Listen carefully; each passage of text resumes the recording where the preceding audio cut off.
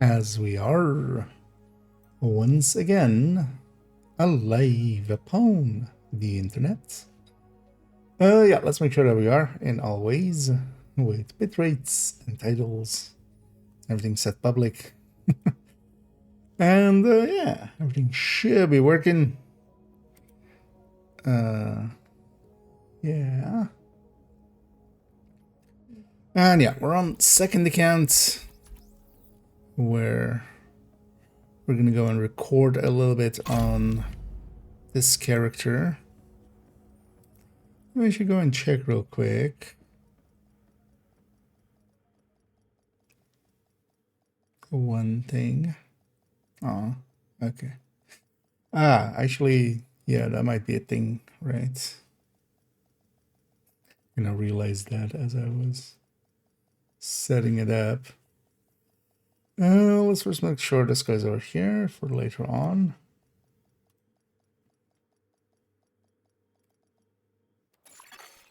Entering safe area. I know we haven't had the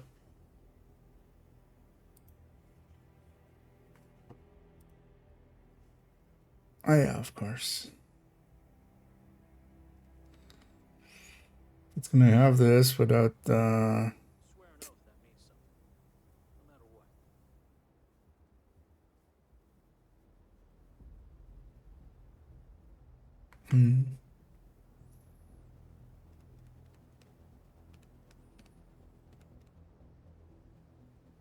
I'll have to look into that. Actually, yeah, that makes sense. As yeah, we've had the announcements working in the Twitch. Although, would this need to be on? Oh yeah, it wouldn't need to be on, right?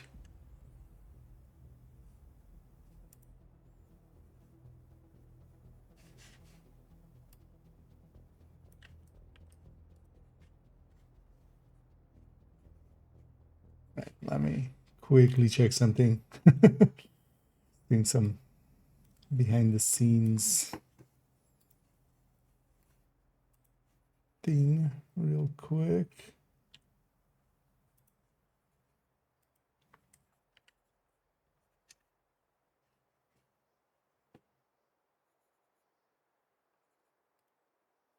Then we'll see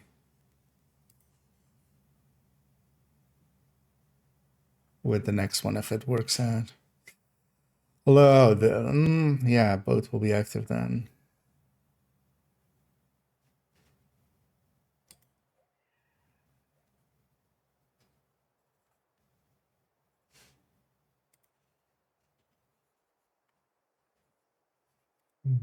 But we'll see if this makes it work now.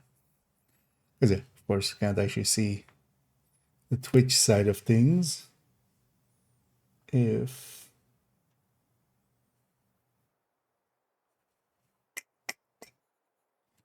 I just disable you fully. Yeah.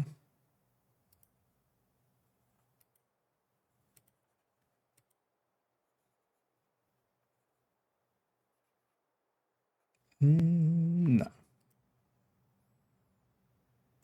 Maybe we migrate to that then. We'll see.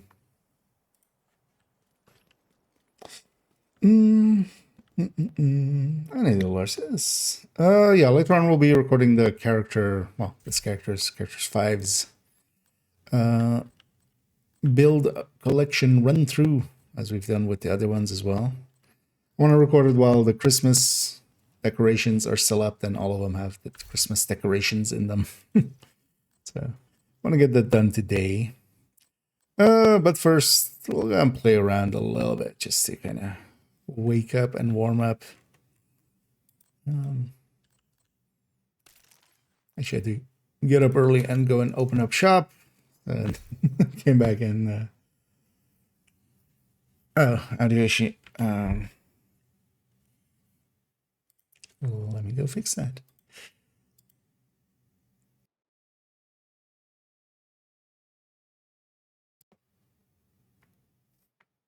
That makes sense. I did swap account. I need that. Yeah, I think I forgot one part of it. So we'll see on the next one.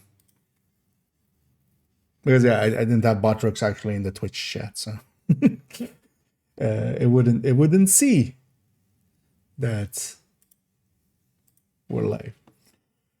But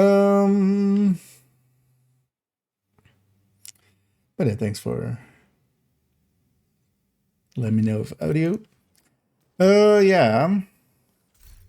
We'll see on the next one if it works correctly now. Although the annoying thing is, I'm guessing, but that's just for this stream. Yeah. That'll be fine. Good to see you.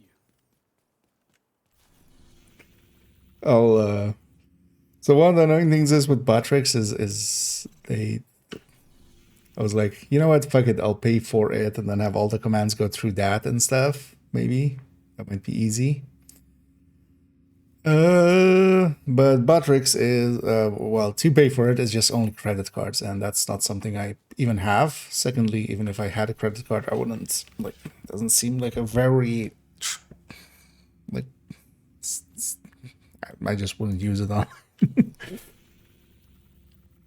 And these prepaid ones are like, I tried looking into some of them. Although actually I found the place now, so. But yeah, that's like 90% of them seem like super shady, which, I mean, of course, that's what they mostly get used for, is for scamming people. Oh yeah, last day of Krampus, so yeah. We didn't have any good ones, but we'll still use it for loot later on. So.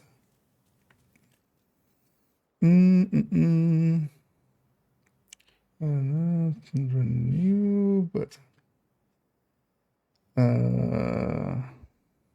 oh, the contributors, well, still very much appreciated though. I'm not sure if that auto renews on the YouTube side unless you specifically set it, because I feel, well, actually in Twitch as well, unless you specifically set it. But still, yeah, very much appreciated, and yeah, thanks for contributing. As I will be sure to buy some whatever silly apparel we'll have in the next few weeks.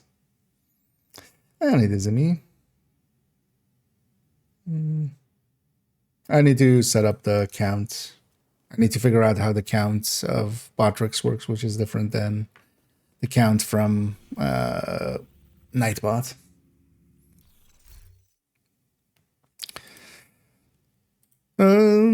Yeah, you know what? Yeah, let's just go get some. Just go and kind of half wake up while making some booms happen, warming up my voice a little bit, and then we'll go and should I get targeted? Not particularly. What's the daily? Okay, Grand Washington and Plaza to spawn something game, because they were kind of building back up on these.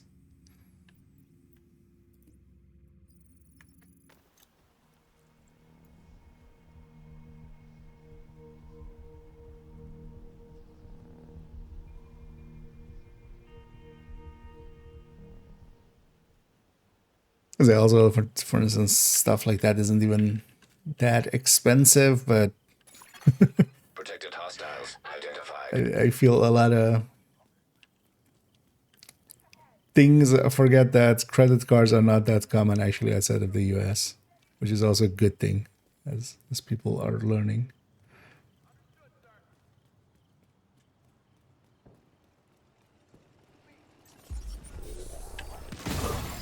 Hostile protection now. Turns out giving a bunch of Puritan companies the decision making of what is and isn't going to get processed payment wise is, well, Neither counted. I mean, that first one was kind of a miss. I get that, but Help! We lost someone. Shit.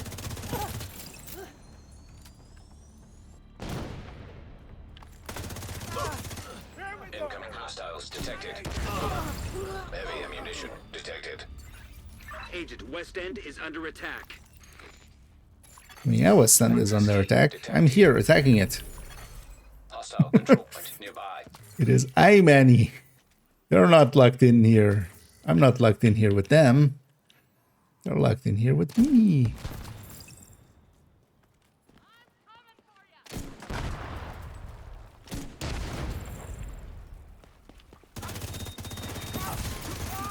Hostile restored protection. Go, go, now! I'm gonna blow! Shit! Immediate medical assistance needed.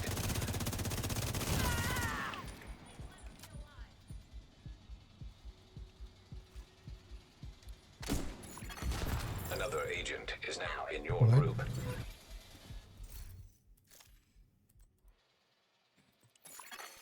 You are no longer in a group. Serious trauma detected. What was that? 1 second.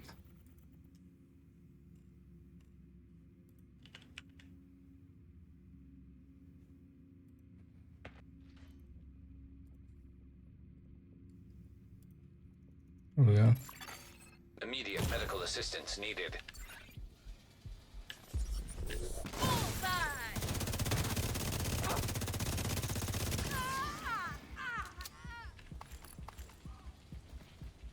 Oh yeah. What? That was somebody that didn't want to be on my friends list anymore. So we'll acquiesce to that. Detected heavy munitions. Detecting additional hostile contacts. Incoming hostiles detected. Especially with over mic, just fuck off.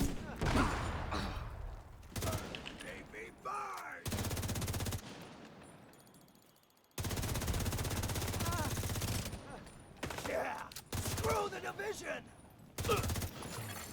Protected hostile But yeah, I'll restored. quickly remove them from my friends list just in case they actually mean malice with it. It's also the reason I don't actually accept any like random friends requests anymore. Just unless it's for a thing that I'm actively doing at the time. That's also why I'm kind of stepped completely over onto just slash invites. Turns out that also one time with like somebody else off stream, which was just like, what the fuck, man? Just like, oh, I saw you weren't streaming, so I thought maybe you wanted some company. Just like, no, that's not how that works. So I removed them as well and told them to, hey, don't do that. Heavy ammunition detected. Like, don't even like not only not do that to me, don't do that to anybody. Like, what the fuck? Thought I was gonna die. Thank God you came along. Can't tell you how grateful we all are.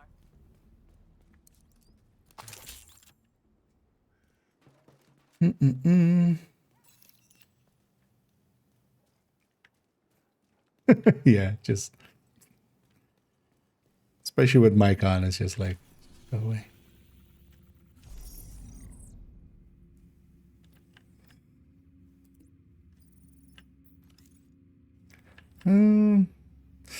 Nothing spawned in now. Yeah, let's go around, just play around a little bit and then.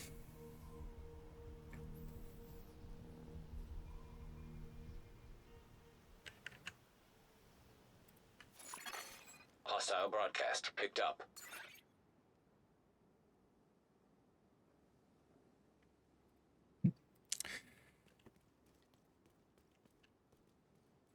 That was before, right, or after? That was and we'll see actually if this evening then Patrick says we're there. But yeah, I hadn't thought of that, of course, because they aren't in the Twitch chat Heavy ammunition normally. detected. I could also just disable their commands, but honestly, maybe we just make Batrix the one for both. I'll just get one of those Hostile prepaid control cards point identified. and pay for it. That way.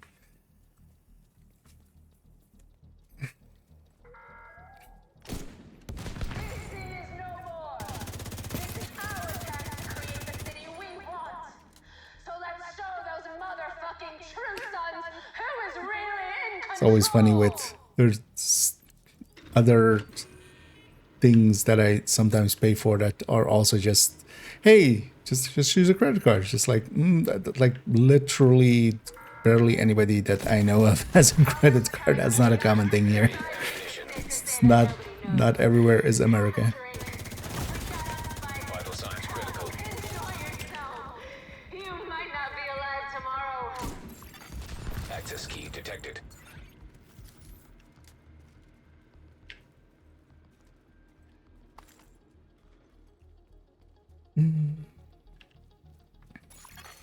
Progress halted. Manual override required. Because then also Progress resumed. one thing will be so the thing with Batrix is like as well. It's just like across a bunch of there's many of them actually. I just picked that one because like it worked. It was easy enough to set up and worked kind of easy at the backs. But then we can actually have the commands. Heavy ammunition detected. If I pay for it, we can have the commands on everything. Also, it has an option to import from Nightbot anyway.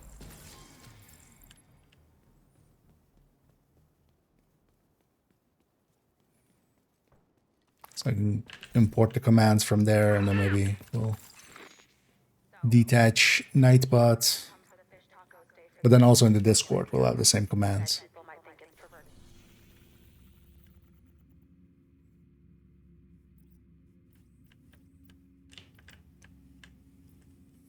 And it's nighttime, so barely anything is spawning. Mostly looking for Publix, actually. Publix in this area, just for bounties. But not getting much. And yeah, the last day of Krampus, the last day of Hollywood. You make sure to actually spend all associated stars / keys. Curious to see if they set it up correctly with an extra week of being able to like spend the keys with the event off.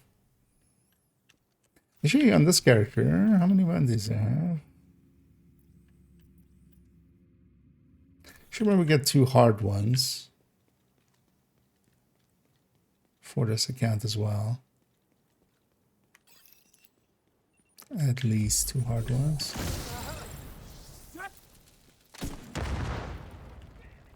I'm gonna blow you to hell. Incoming hostiles detected. I was gonna say, pretty sure they just spawned there. Detecting. Protected hostile restored.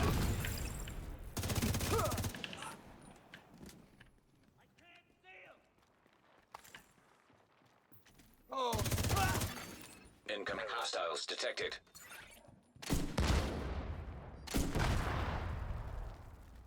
Oh, that guy ran for the hills.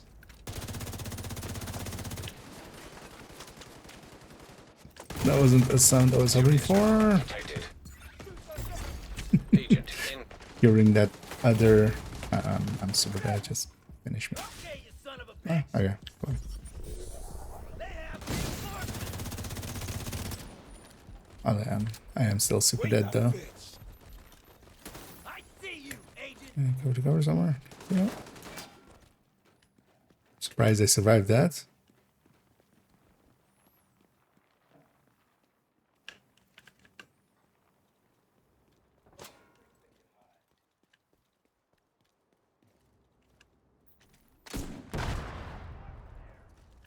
You are getting away.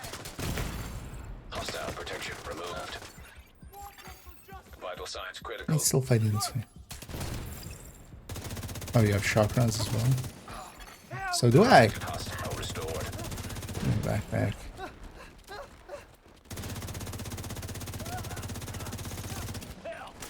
Oh, yeah, shotguns there. Access key detected.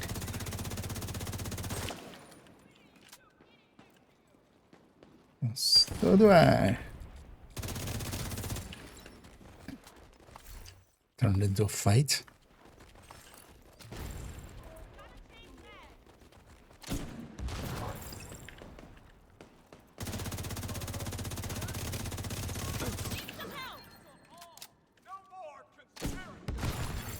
Heavy ammunition detected.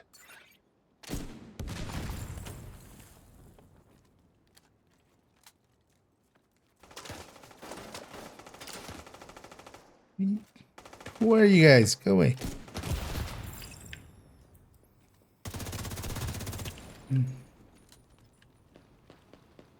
See, this is why you're outcasts. You keep shooting at people. Maybe if you weren't shooting at everybody, you wouldn't be outcasts.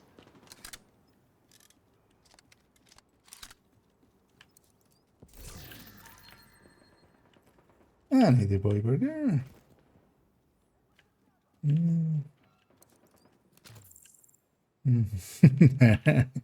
Oh, glad to, happy to hear it's working out.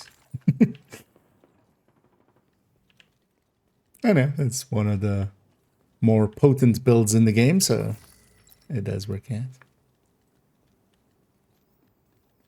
And I'm doing pretty good. Thanks for asking. I hope everybody's enjoying their Monday so far. Out from the weekend. For me, definitely work is kind of picking back up. But also, I don't mind, actually.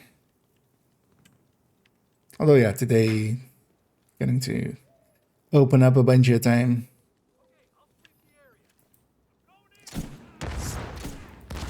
Still getting to play quite a bit. Don't mind at all. Hostile restored protection.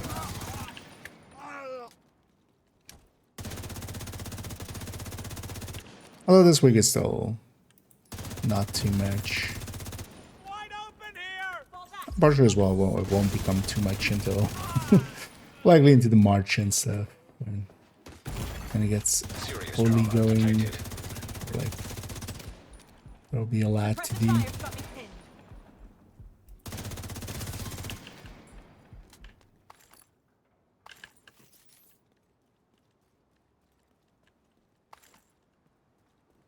I should hit some with explosive skills. Might as well get some of the other challenges done here. I'll just hit him with that.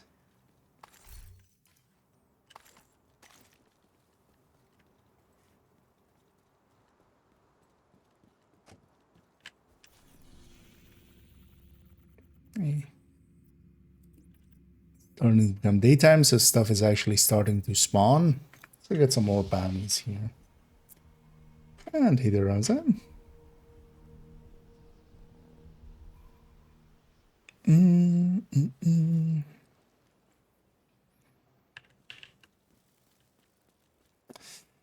I'm just running Striker, but mostly using the global event.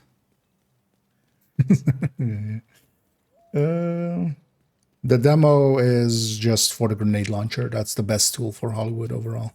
But in general, I run all the specialization. I don't just run gunner.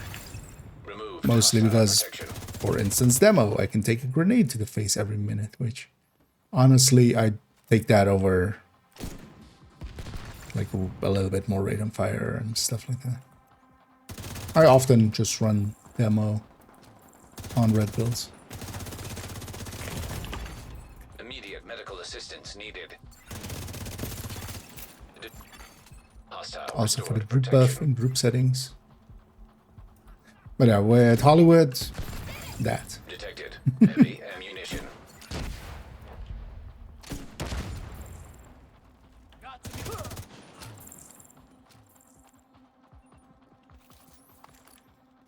And I'm running it with glass and overdogs because both apply to Hollywood. For you. Thank you. So I should pop a bounty here. There's 10 bounties on this account, right? Hostile control point nearby. Actually, not so bad than that. uh, Zaganda's is already done their weekly, right? Yeah. So it's hoping for a different stronghold, but yeah. At some point, they just need to get rid of it being hidden. Just reveal what it is and then let us pick. Right? Like, why are we doing this whole dance and spiel for? I did the bounties, yeah.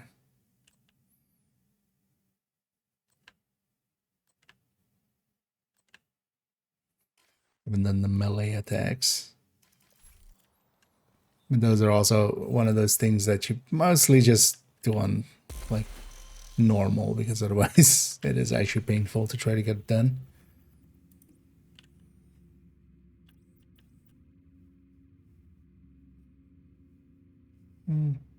No, we're going to do that one next. Let's clear out this elite patrol while it's here. The best one? No, not really. Just because that, you can just do that. Also, the grenade launcher gets more ammo than anything else, because all of those explosions from Hollywood make it so that you get even more bonus ammo. And also, like, you don't need to even, like, really, like, if the thing goes red, you know, we can just... Where's everybody? Like, if it goes red, and then also I can just bounce it off a wall and stuff. Flamethrower has the really annoying thing of not going through door boundaries, so I just never use that. It's so annoying to want to use with Hollywood. Like, you have to wait till a thing comes through the door before it explodes everything. Which most of the time isn't an issue, but in missions and stuff, it's just annoying. We've all endured suffering, but only the outcasts understand. But also that part matters little, because also you can just do bits for shock ammo. Hostile protection. There's so much shock ammo around as well. Just do one shot. Or you just use the sticky. Usually I have jammer pulse because of that one, for instance, we can set going through walls. That was a self-solving problem there.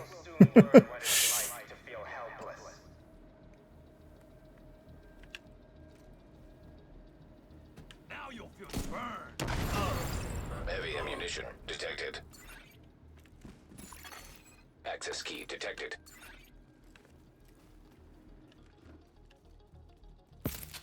I should up the directives, maybe. Progress halted. We've all lost. Also, yeah, Manual override. levels. Progress resumed.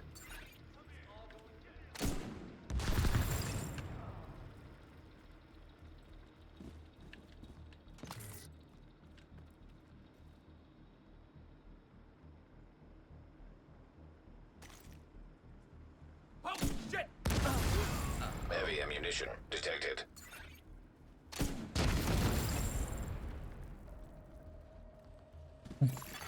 They're already there too. Override Nice. required. Okay, you just need to be in the general area with the launcher.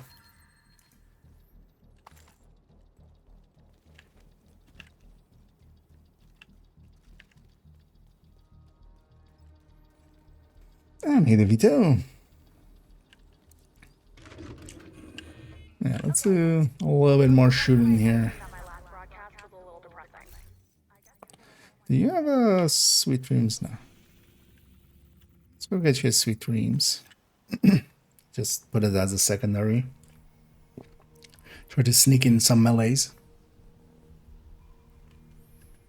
We can just run down some red or something. And just end them.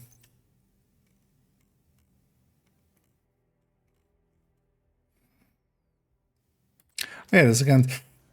That was the weird part. I always thought actually that Ultimate had both Lullaby and Ruthless, but no, it doesn't. Because even though here, I should know this here right now, and I add ends.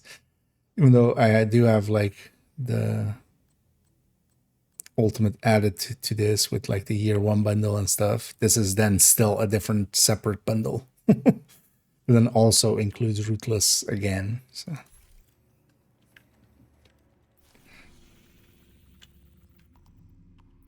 I feel it's kind of a little bit of a dick move, kind of. A little bit. A lot of bit. Weed a bit. One thing at least I already made for Character 5 Sting is the description file is already, like all of the links and such, I've already prepared. That'll help out quite a lot.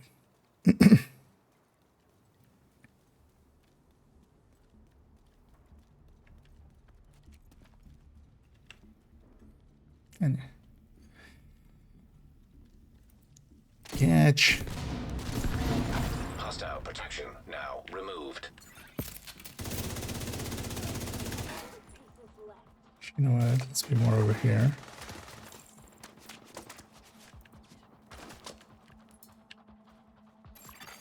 Hostile restored protection. Oh, there's another.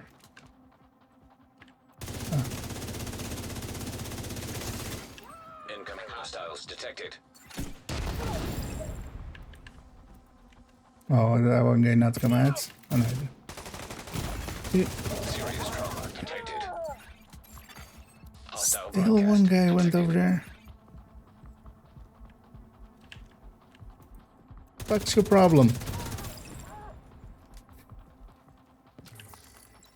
But yeah, the pathing there is always annoying. That's why I was trying to catch them as they spawn. Which we kind of did, but especially with the hyenas, one of them or two of them will try to run upstairs.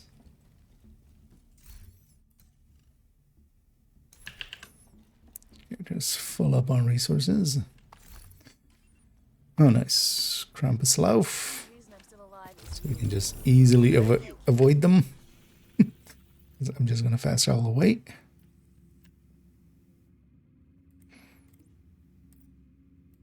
Let's go there.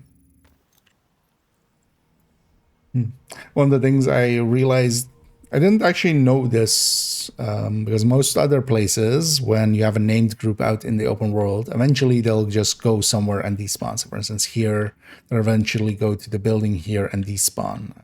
You know, other places where they spawn, like here as well. Here, eventually they'll go to this building and despawn. But actually, the guys over here by the White House, that are like here, these guys never despawn. I noticed it when I was filming, like I was by that tree with the what video was it even? The dead eye in that look. So I need a dab. So just remove the furnace and boring and challenging. Oh yeah, I kind of saw a little bit of it. Zero interest. Like, I might even fully avoid it. Like, if I want to play Ghost Recon, which it kind of looked like almost, like to me, it's, I'm hoping it's just some guy's project or something, and not the direction they want to go in or anything.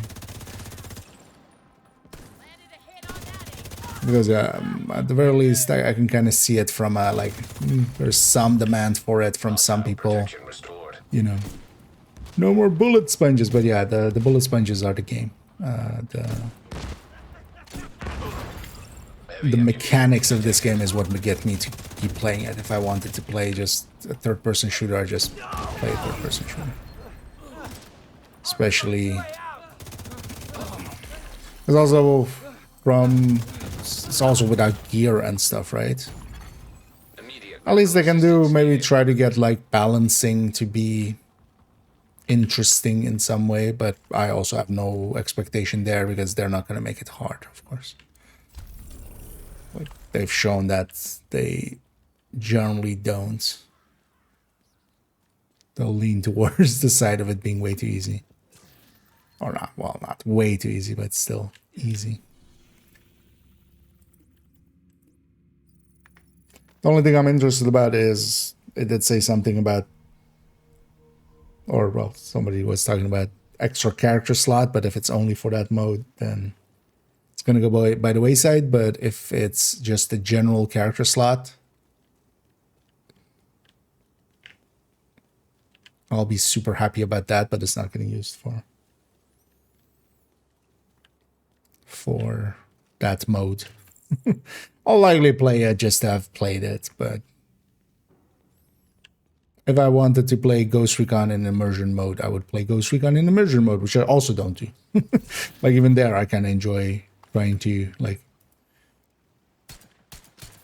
in Breakpoint to make a build effectively. So, for instance, there I have a whole setup of just spotting enemies, auto-spotting thing. And the amount of times that in raid is actually super OP. Serious trauma detected.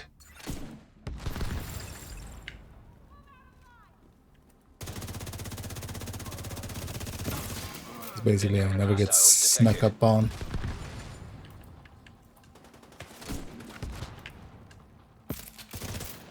Also, the thing is, even from the footage, like, they didn't go full, like, if you're gonna go that route, but then that's also, you need to completely remake the game because of the basics of it and how, like, the spawning and stuff works, and you would need stealth.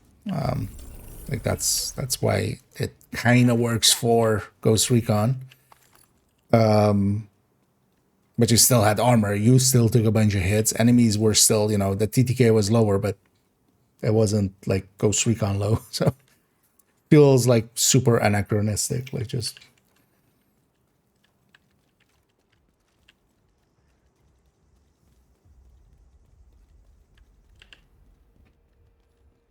but mostly I'm just hoping it's not like the actual direction they want to go in. It's more like a, hey, you know, like hardcore basically. Like, hey, we could make this pretty easily. It didn't take too many resources. Some people wanted to work on this. We feel there's maybe some interest. Hostile protection. Sure, fine. Detecting additional hostile contacts. Detected. Heavy. But if they want to make a immersive Division 3, then like that's, I'd rather have a card game. I'd rather have had the card game.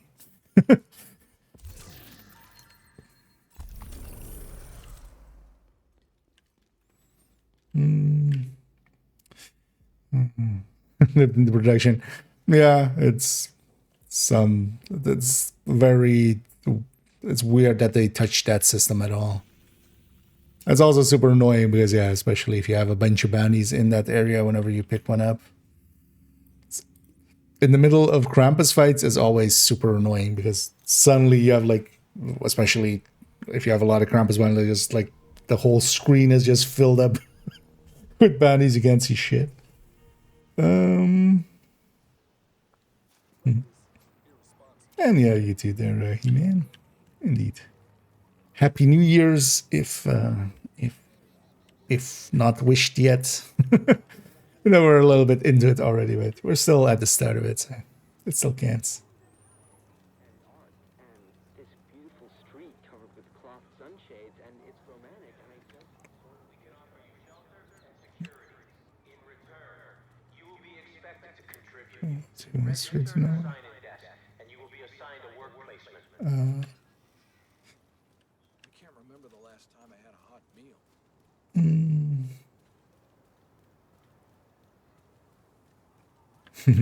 Hey, Cairo. Likely it'll be fixed on the next one.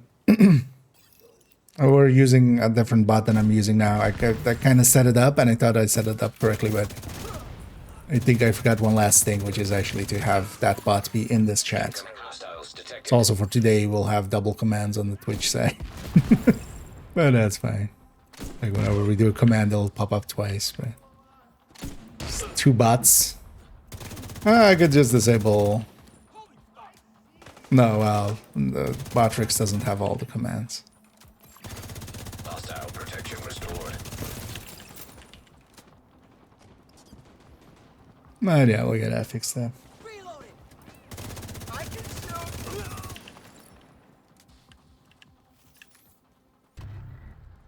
shoot. Finish up so we can get back to the settlement. Oh, the Twitch have also not taken.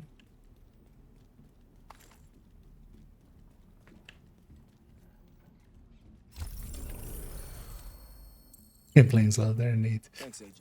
If it weren't for you, I'd be dead. I'd likely rather than like an immersive mode of this game.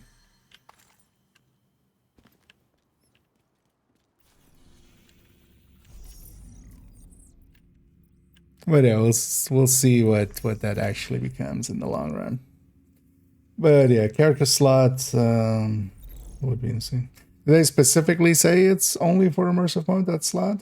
Band, or is it just the assumption? Because yeah, they're saying they're, you know, or well, the only text I saw is there's an extra character slot, and then, you know, they're saying for immersive mode, but that doesn't per se mean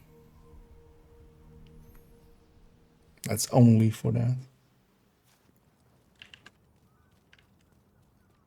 I wonder if they even, like, currently there would also be no way of limiting a slot to, unless it's just the 5th slot and only that slot can be used for immersive, even if you only have one character slot.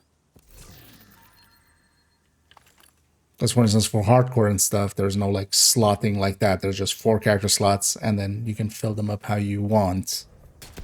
I would expect actually immersive mode to be the same. Hostile control point detected. Would you?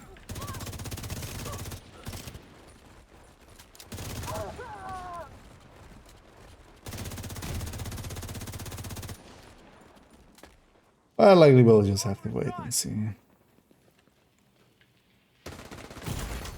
Serious trauma detected.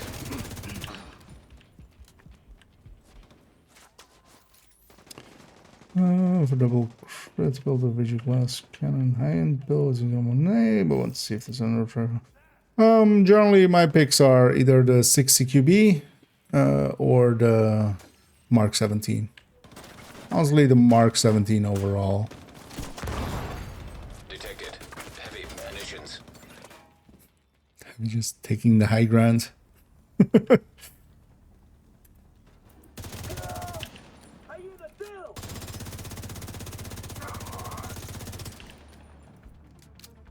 How can that guy be a cowboy? Doesn't even have a hat. You can't be a cowboy and not have a cowboy hat.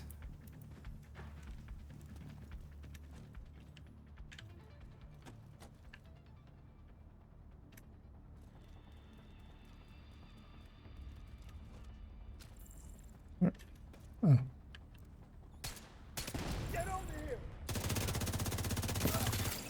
Detecting additional hostile contacts. Heavy ammunition detected. Start and end. Immediate medical assistance needed. Access key detected. I need the navigator. For the okay, so there's nothing interesting about the mode then for me. that was the only hope I would have from that. It's like okay. Well. So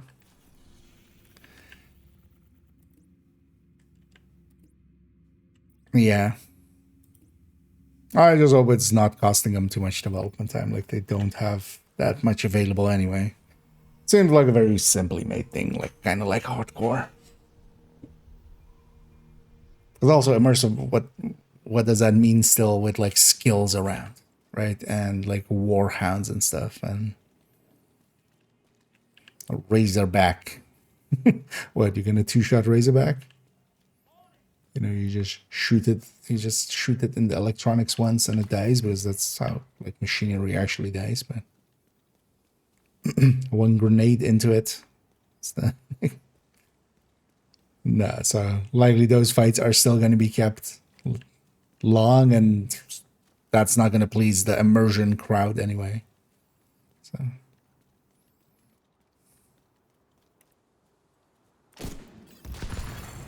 Detected. Heavy ammunition. Look at this armor! Incoming hostiles detected.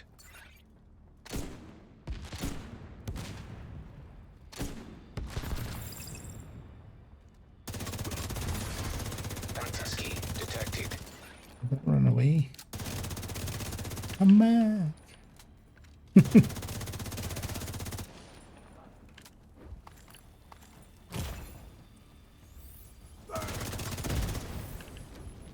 Although still, that's somewhat is good sign. Detected. They're willing to do extra character slots for out game mode. Maybe they'll sell some in the future. Honestly, that to me, like that would be,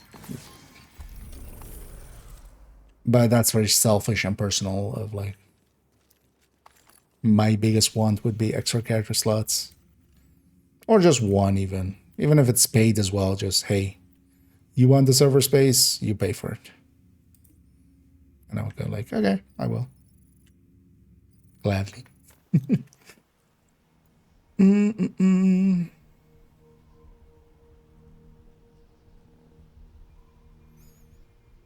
Oh, there's Warhound in there? I didn't even see it. I skimmed through it real quickly. Her grace and beauty can only be rivaled by her intellect and skill. Shazza. Yeah, like how are you gonna do boss fights even that like even feel like a boss fight? Because that's the issue with Ghost Recon. The way that Ghost Recon, for instance, Breakpoint solves it, especially in some of the like later missions and such, it just throws 1,000 enemies at you basically, because you can two-shot any enemy.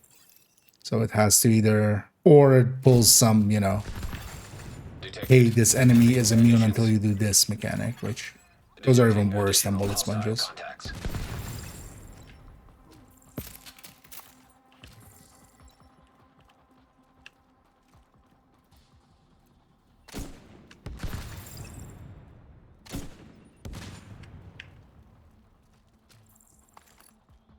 But yeah, basically for me, I have zero interest in the mode and zero interest in that direction. Control point nearby.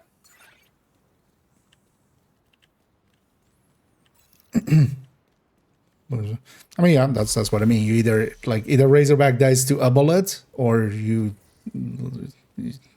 go the other route. Of yeah, you put. That's the reason Breakpoint has those. You know, the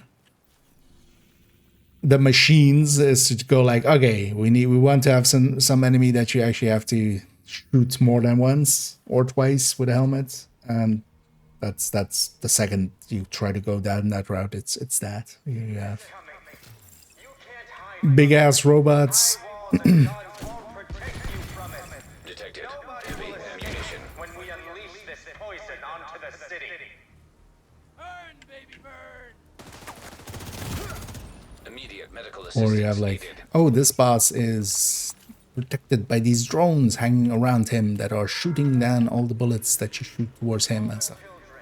Mothers, Like the grandparents, boss fight in that game. all of you that were treated like animals on Roosevelt Island. I swear, the outcasts will burn every last one of those responsible.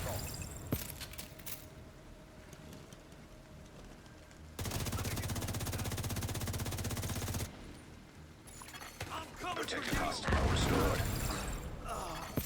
Detected. Heavy ammunition. Pretty exotic. Access key detected. Don't mind if I do. Halted. Manual override required.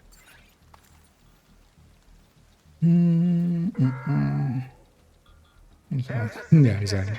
That's well, even outside of there, you have the Resumed. the flying drone and the ground drones and stuff like that. All take some more shots, because that's the only way you can make it make sense when you have to have stats like plus 20% damage to robots or stuff like that that game has. Same here. Like, what does obliterate mean when everything dies in one shot. Like, why are we stacking to more damage? Like, right now. Override required. Incoming hostiles detected. Serious trauma detected. Detecting additional hostile contacts.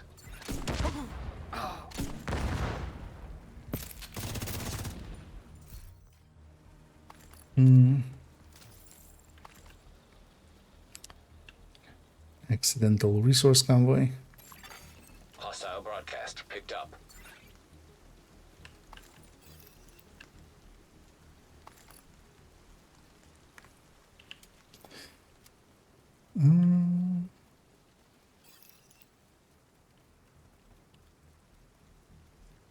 Wait, it's supposed to be a temporary mode? What?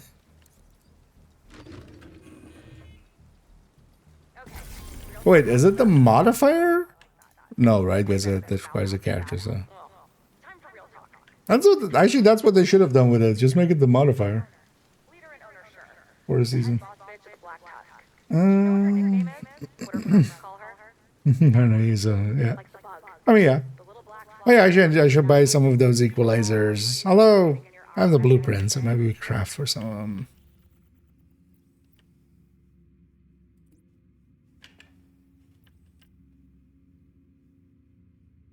Any more publics? No. Let's go free up those spots. Yeah, in a little bit, let's go and start hitting the record button.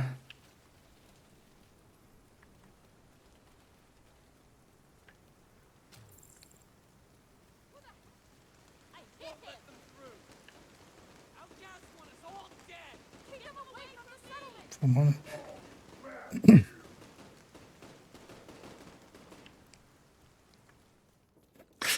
That's my response. That's my official response to it being a temporary thing. It's just...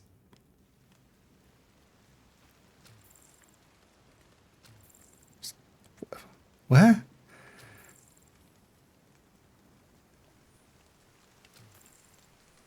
I guess I don't want to deal with the server space for too long. Immediate medical assistance needed. Removed hostile protection.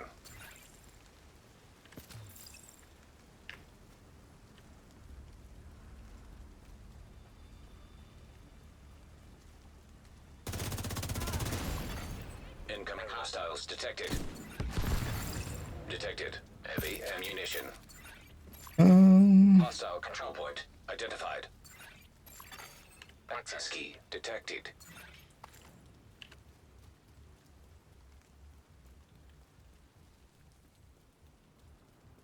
Oh, for that, yeah. Yeah, I could see it for that, indeed. But even in survival, well, depends on how they're kind of set up. I need to also, like, understand the mode more. Because now I don't care about it enough now, but I'll look into it later. Look at actually how gear and stuff works. There's a... Oh, yeah, then for that I could kind of see it, but still then, it's like any of these, they already are running into that with the modifiers. Or at least the modifiers are still somewhat available through their master mission. Like doing a mode like that and then removing it is an interesting choice. So much. Because also any person that likes it, you're pissing them off outright.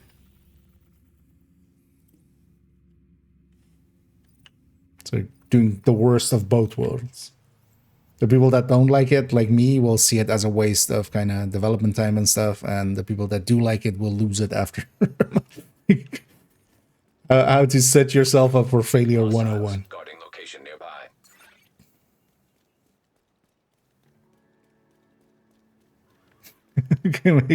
Yeah, maybe we should. Maybe I should do that exclamation point dev, and then we have a dev counter of the devs have made IKEA facepalm this many times. Still a pretty low counter, but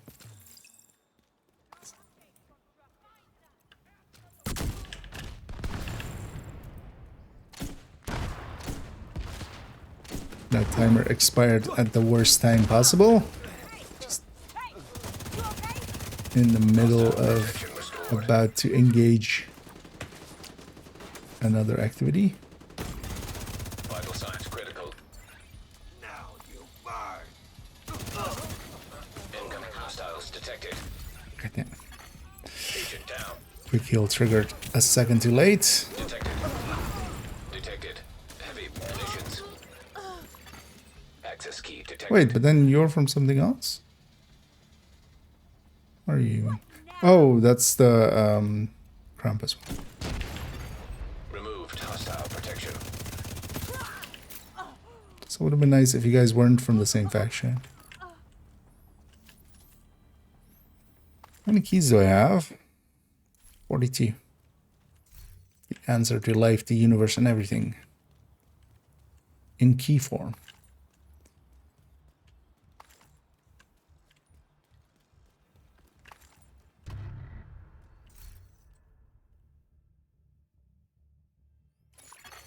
Hostile control point nearby.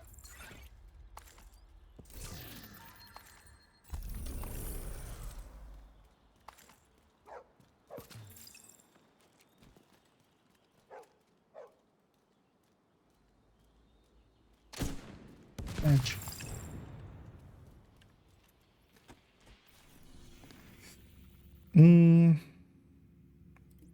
Let's seeing as that one's super easy, let's go get that one.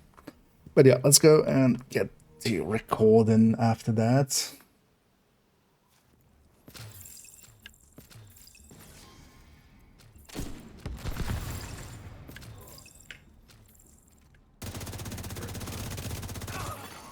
Detecting additional hostile contacts.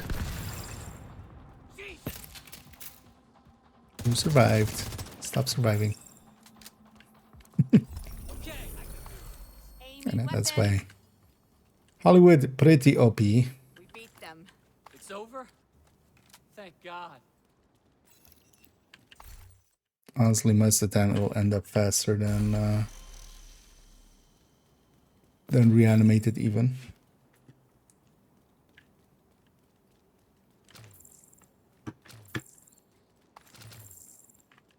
At least on activities like this.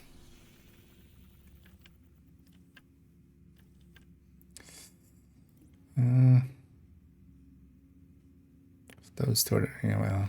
Let's go get those two.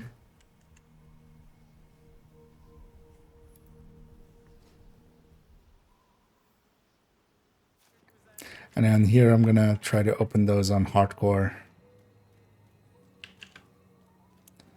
The caches. Good to see you, Agent. Listening to Circle Radio. Hope you enjoyed that last song. You know things are getting better.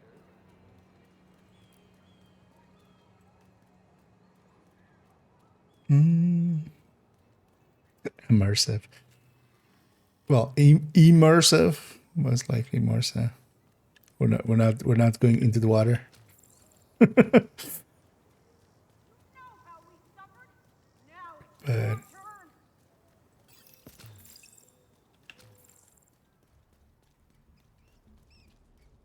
But also, I had no idea. It has a specific Detected. Heavy name already. munitions. Incoming hostiles detected. I would guess immersive mode, but yeah.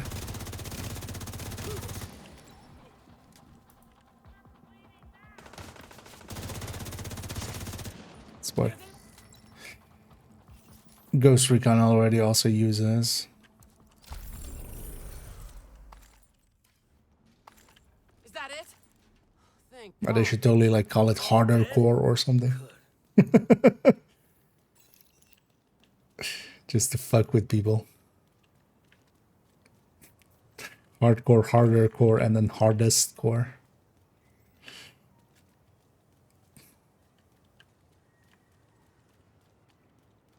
And native pages.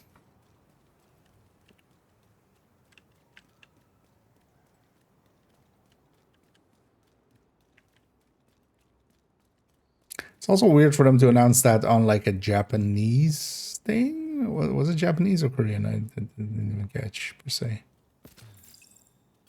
It wasn't Chinese, right? No.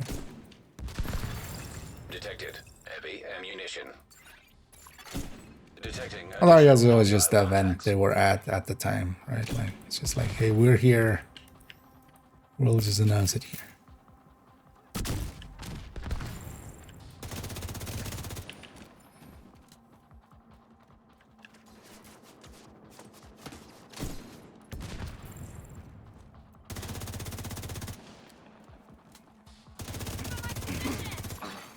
Hostile restored protection.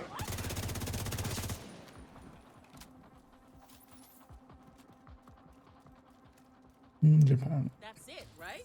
They might think twice in the future. Yes, yeah. Already clipped it. Yeah. And you know what? I'm seeing as I was making the faces, I didn't get to see them. You just see these faces. Thank you so much for It's saving been this one. I'd lost all hope. Quebec. That's my response. That's my official response to it being a temporary thing. It's just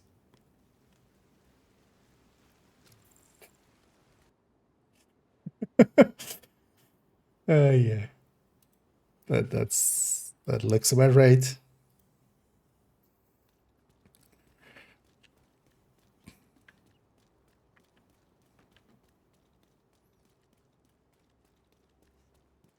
Although yeah, they can always like make it a permanent thing. I guess they just don't want to give up the server capacity for it in the long term.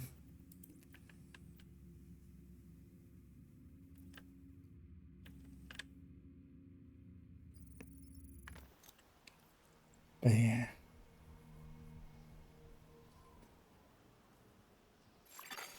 Hostile broadcast detected.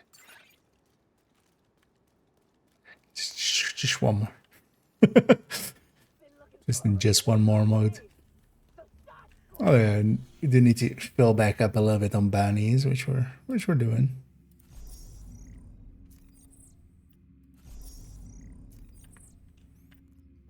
And I should try to get some hard Krampuses actually.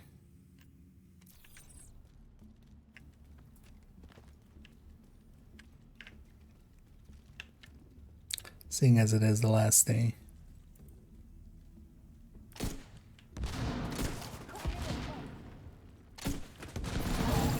Removed hostile protection. Incoming hostiles detected.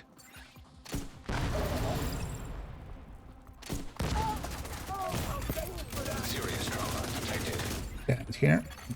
Agent out of action. Saw the wall, I didn't see the thingy. Hostile protection restored.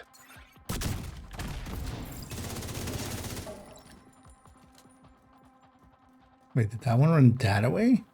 That's a new way. Where'd you go? What are you at here? Vital signs critical. Hostile broadcast picked up. That was risky actually because nah, it was long enough actually, but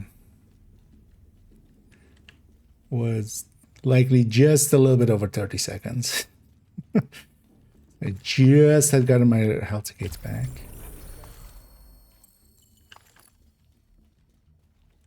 I don't know. I don't know, actually I'd been revived, right? The shield guy didn't free break me, so I had my health kit.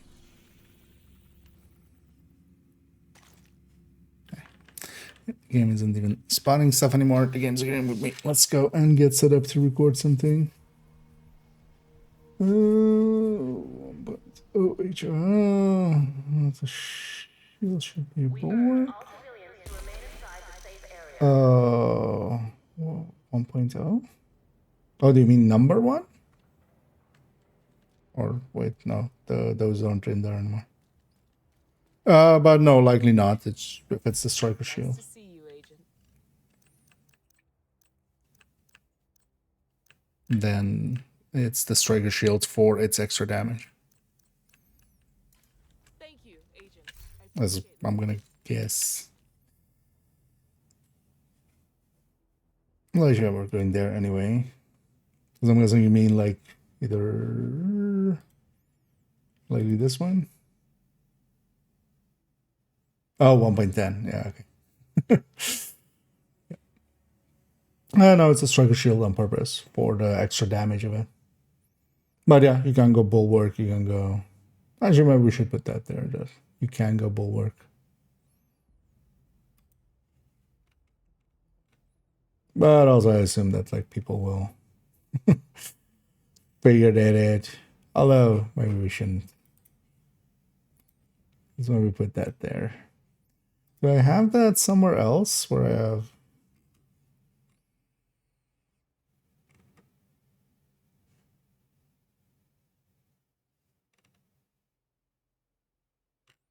What do I have here?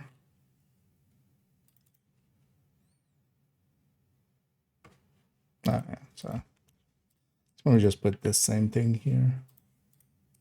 There we go.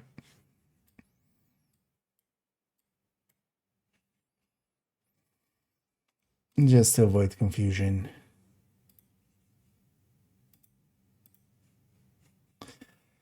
Oh, yeah, let's open all of these. Let's quickly give them a pass through.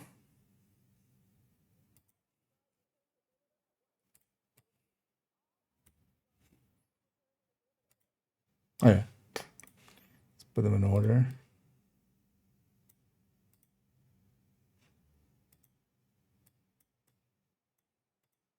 And 16.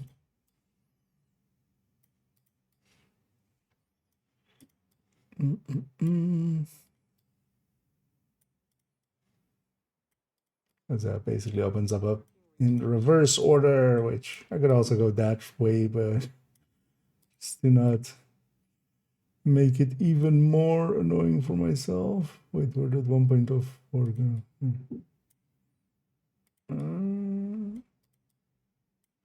Okay, so 1, 2, 3, 4, 5. No, there's 4, 4, 5, 6, 7, 8, 9, 9, 10, 11, 12, 13, 14, 15, 16. Okay.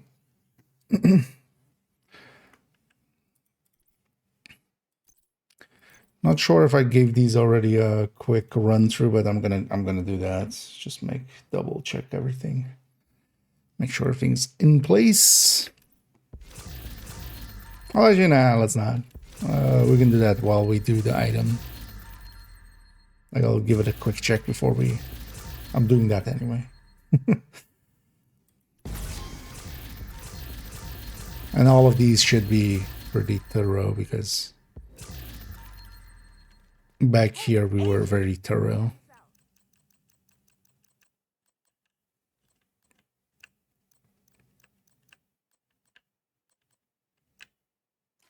I appreciate the trade.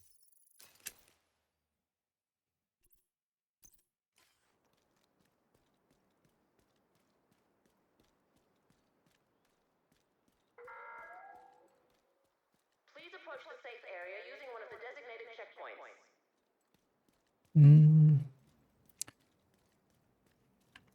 Should wait for nighttime, I think. Yeah.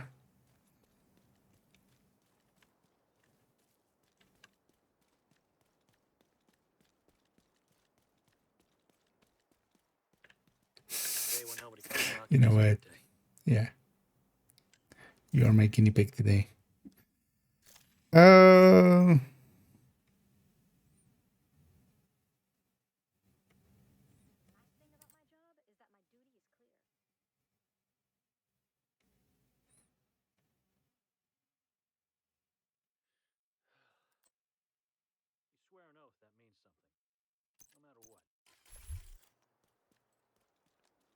We'll just abuse this guy. Yeah, let me catch up here for a bit.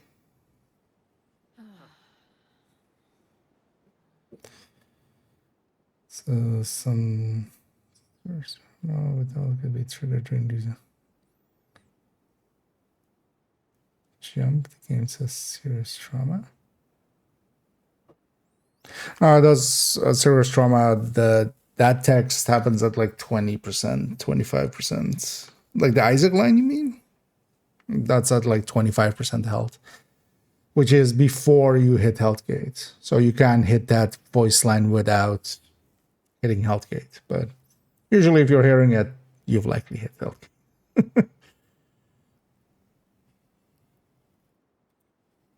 But yeah, it's a little bit higher than that. Annoyingly, because yeah, it would be nice actually if it was always at the health gate.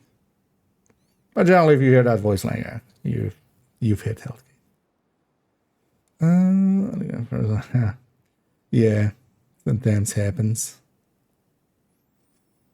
Nothing real is that I'm not going to assume that the third target is damage to targets out of cover. Generally, yeah. Basically, on every weapon, it's going to be damage to targets out of cover, and because of that, it's just it's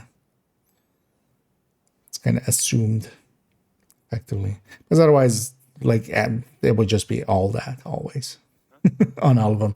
Except for LMGs, where you have, DTOC already there. So using Crusader doesn't. Striker Shield does. So the Firewall Shield. That's why it has Firewall and then Striker Shield.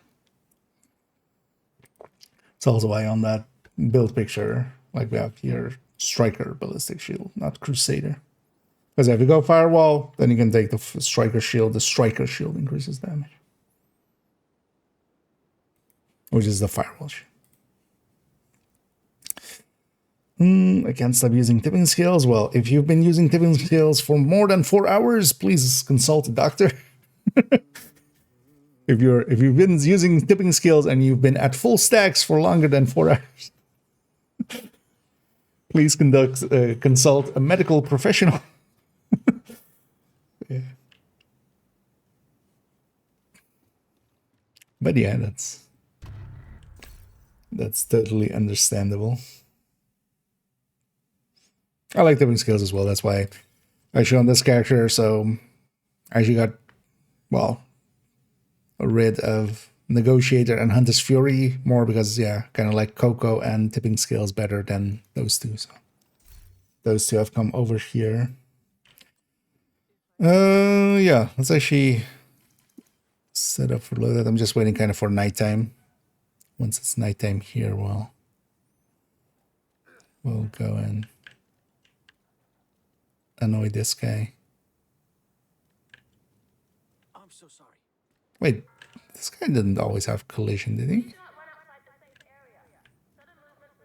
I guess they did, maybe.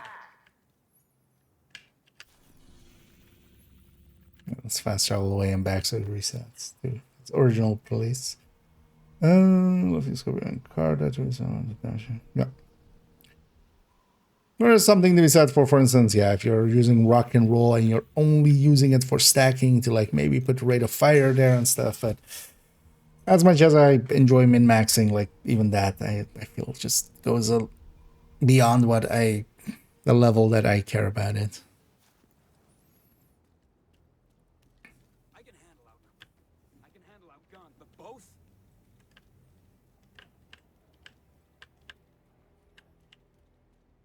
Apologies. Oh, I bump into him and he says apologies.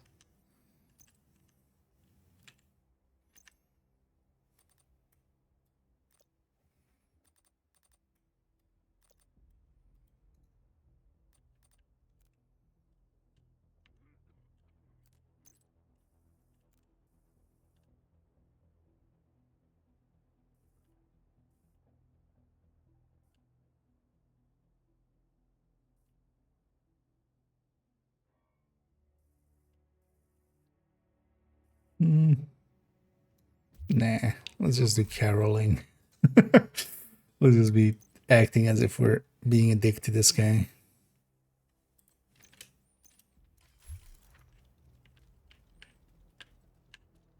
It's too late to run. Not that anyone here would have run anyway. Could you face the way that I'm sorry. Not you. Fast travel away and back.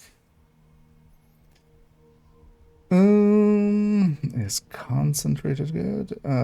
Concentrated company, yeah. Coco is Although mostly in group settings, so you do want to be running it in group settings. It can be made to work solo with like the third drone hybrid. It's okay, but there's, yeah, it's just okay. In group settings, it can actually be really powerful. But you need to be generally stacking it up well, and in group settings that can just be like literally a room, and then you're most of the way you'll be like at full stack.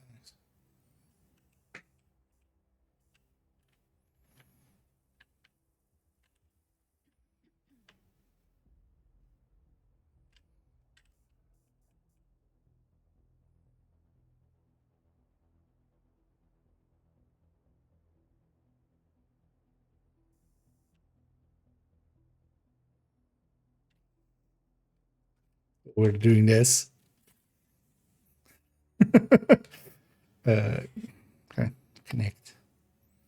So we just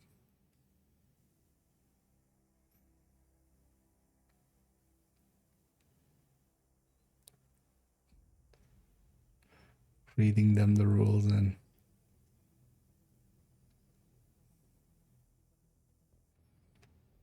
oh, we should stop there-ish. Let's try again. Mostly trying to keep it continuous. Where's my frame rate sub 60?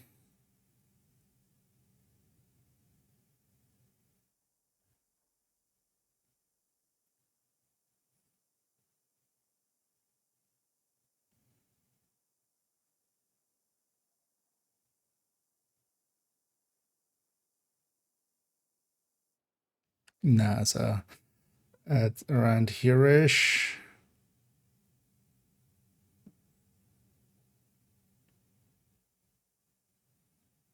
I need that.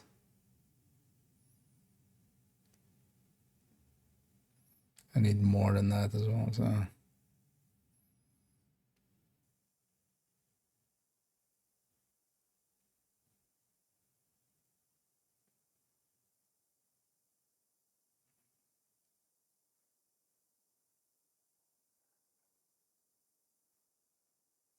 Actually, I can just do it like that.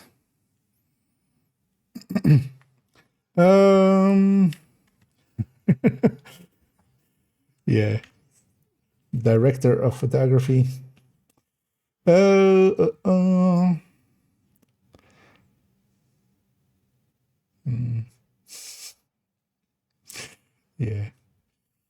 SMGs don't have many builds in the game. No, I disagree. You can use them basically on a lot of things. Because even for instance, strikers and stuff, you can just run them there. There aren't many like fully, Hunters Fury is especially kind of dedicated to SMGs, but you can run SMGs on Coco, on Negotiator, on Umbra, on strikers. I know a lot of other places as well. Especially, of course, the range limitations on SMGs sometimes comes into play. It's going to blink first. Actually, are they blinking? But I like the thing of just like they're just being annoyed by me. Yeah, let's go actually here and then here and then here, making sure that we have everything. Because I will do an intro, which will just be simple, and then we'll give the build showcase intro, and then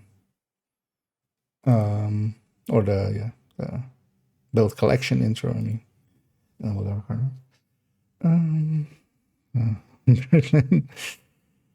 Oh, if they're just calling for backup, maybe they just want some company.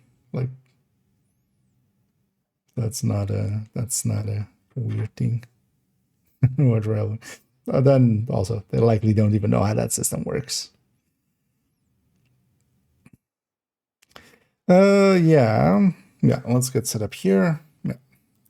Let's try an intro. Let's do a test recording.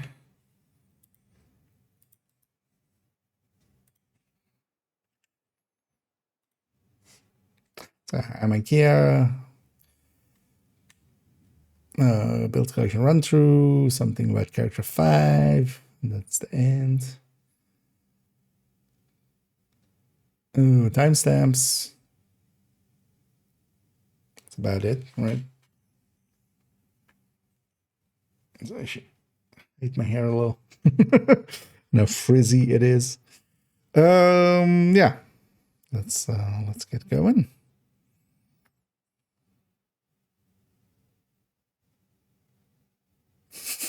It kind of looks weird actually that I'm gonna say hi on IKEA and this face is also, although well my face is also here, so right.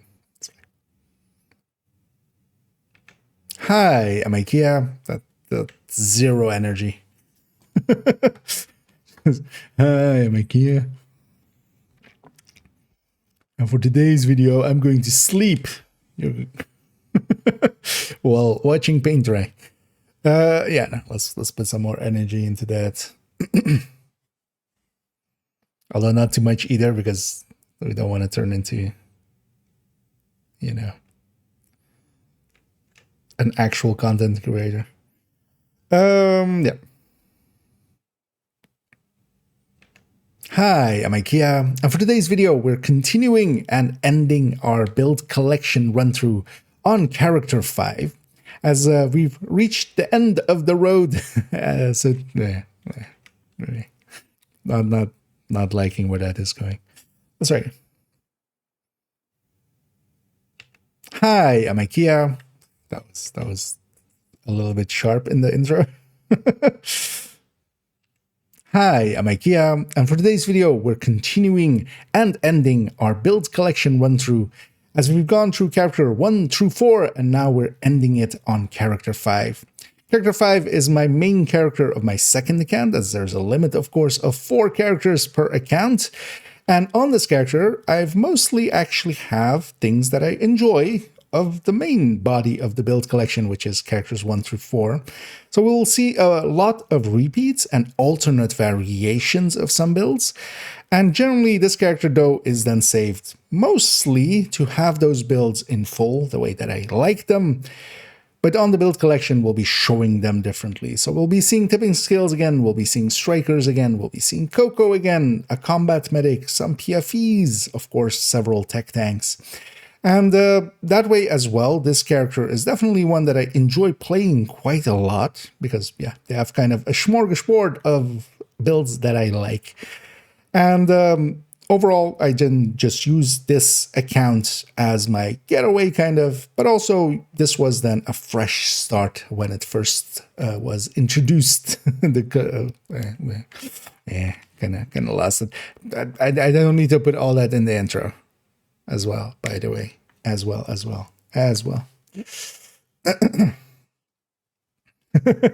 I get that town from just, you know, we just went into the code for me and we went like melanin, we went from 100 to 1,000.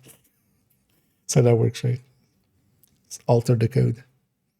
Actually, yeah, this guy doesn't blink. He's a lizard people. Yeah, let's try it again. But also, I forgot about timestamps and everything. Hi, I'm IKEA, and for today's video, I'm gonna not be able to speak because my voice just doesn't want to not be just raspy, just super raspy.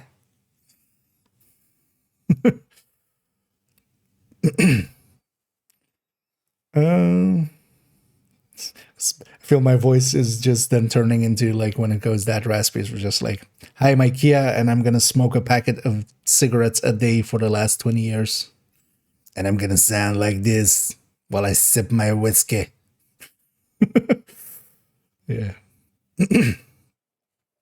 Nah. Hi, I'm IKEA, and for today's video, we're continuing and ending our build collection run-through on Character 5. We've already covered all of the builds on characters 1 through 4, and now we're ending up here on second account, as of course we only have 4 character slots per account. So I have shown you already the 4 of my main account. Here we are on second account.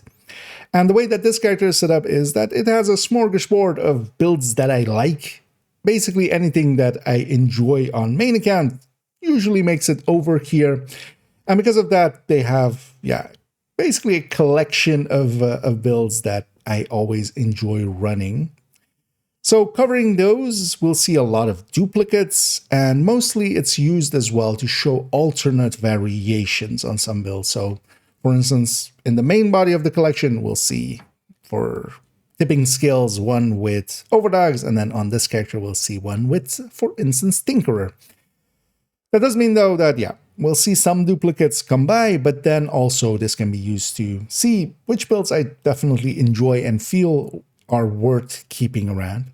Everything will be timestamped down below, so you can jump around as you wish. And let's go get started. A little rambly, but it's fine.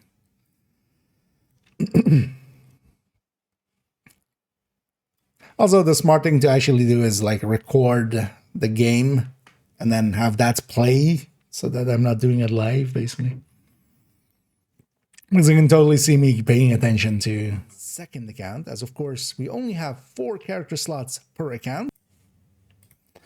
Well, that's good enough.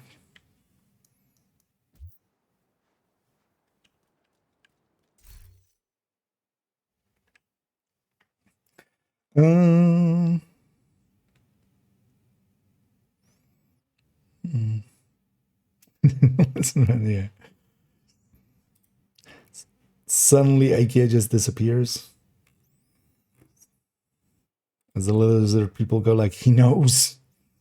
But yeah, what they don't know is that I'm a lizard people already.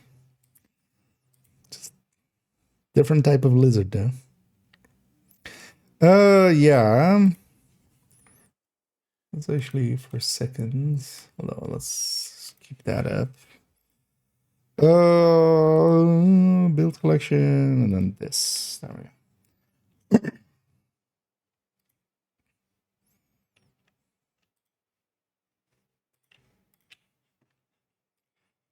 Yeah. This game.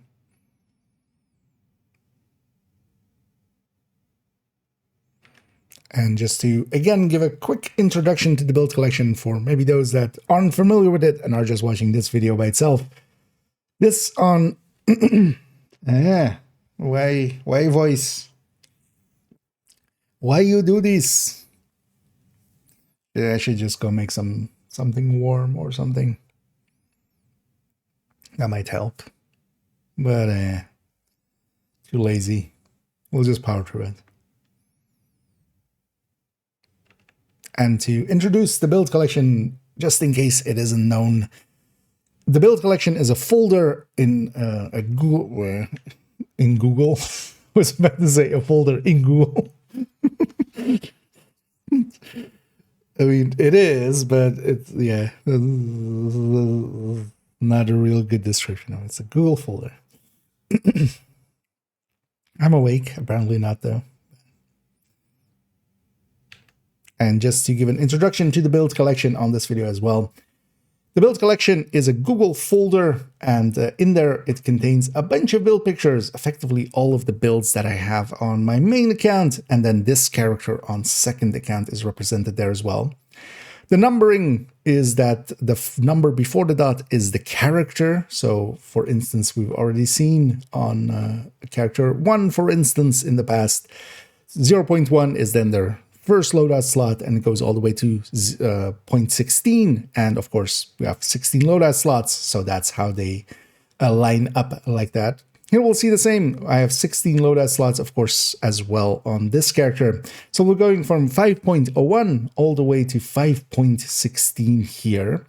And each of these is a full-on build picture. If you click through, you will see all of the stats needed, all of the brands, some of the stats shown there. Usually for weapon builds as well, we have the numbers that are expected to be hit if you reach the same exact stats and the same grading, making it so that you can copy the build over. And yeah, here on Character 5, I have basically a selection that we've already seen, as most builds are effectively duplicates or variants of builds that we've already seen. But because of that as well, it's kind of interesting to see what we have here, because these are the builds that I enjoy enough to have brought over here. As on second account, the original intent with second account was just to have a fresh start. That's how it started, of just like, hey, wouldn't it be fun to have nothing of my stash, nothing of like all of the resources and stuff, have a fresh start. Because even if you just make a new character, you still have your, for instance, nowadays as well, grading and such, but also your stash, your resources and blueprints, of course. So a fresh start sometimes can be enjoyable, to the degree that I actually have 3 accounts, but nothing of third account is represented here. Only second account is, because honestly on third account it's again a bunch of duplicates, so that would just become at some point just recursive almost. So instead, yeah, we are showing second account, and here I'm mostly using it to show some variations. Let's jump into that first one, which is already a variation, and go get started with 5.01.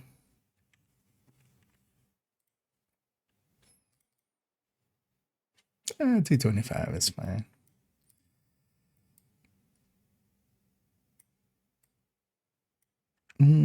Actually, let me change this for a second. What's the date? 26/01/12.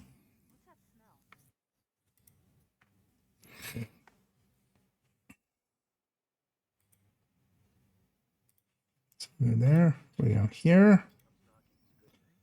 Yeah. Let's just get going. Let me actually put this away. No, where it's put. I'm gonna try a thing actually. See if this helps or makes it worse. Just gonna put a stopwatch. Yeah. I know. Let's go. As we'll start here with a hotshot build. This is usually on slot 1 on a character. I have it be a signature build of theirs, or kind of the personality of that character, kind of just my headcanon for them. And on this one, yeah, they're the sniper. And here we have the Habsburg variant of the hotshot setup. The Habsburg variant, we've already seen the Chainkiller plus Araldi or Chainkiller plus Gift variant on character 1 all the way back. Here we're seeing the Habsburg variant. Of course, these are 2 super unicorns. These are some of the harder pieces to get in the game. They are craftable, so they're actually not as hard as some other super unicorns, but mostly not per se useful super unicorns, like the 511 chest that isn't useful but is funny. These are at least craftable, and that's usually how people will get to them. If you have enough watch points to waste, effectively you can get to these, as you can buy from the vendors, deconstruct Habsburg parts, and through that and some extra resources from watch points, you can craft as many as you have points for, or credits or resources. And then you're trying to hit the 2 right stats. Preferably, you definitely want headshot there, but having headshot weapon handling feels even better. And then you need the talent there, because we are recording these. This is one of the harder builds to get because of that, and that's also why the Araldi Chainkiller variant that I have in the build collection, that one's, the first recommendation. If you really like the build, you can invest into this. The upgrade is especially on the first shot and the cap shot. The second shot actually is better with the Chainkiller, of course, because the Chainkiller's ability to, get more into its Headhunter stack, getting 150% instead of 125% to descend on the stack, means that on the second shot, the Chainkiller is a little bit better.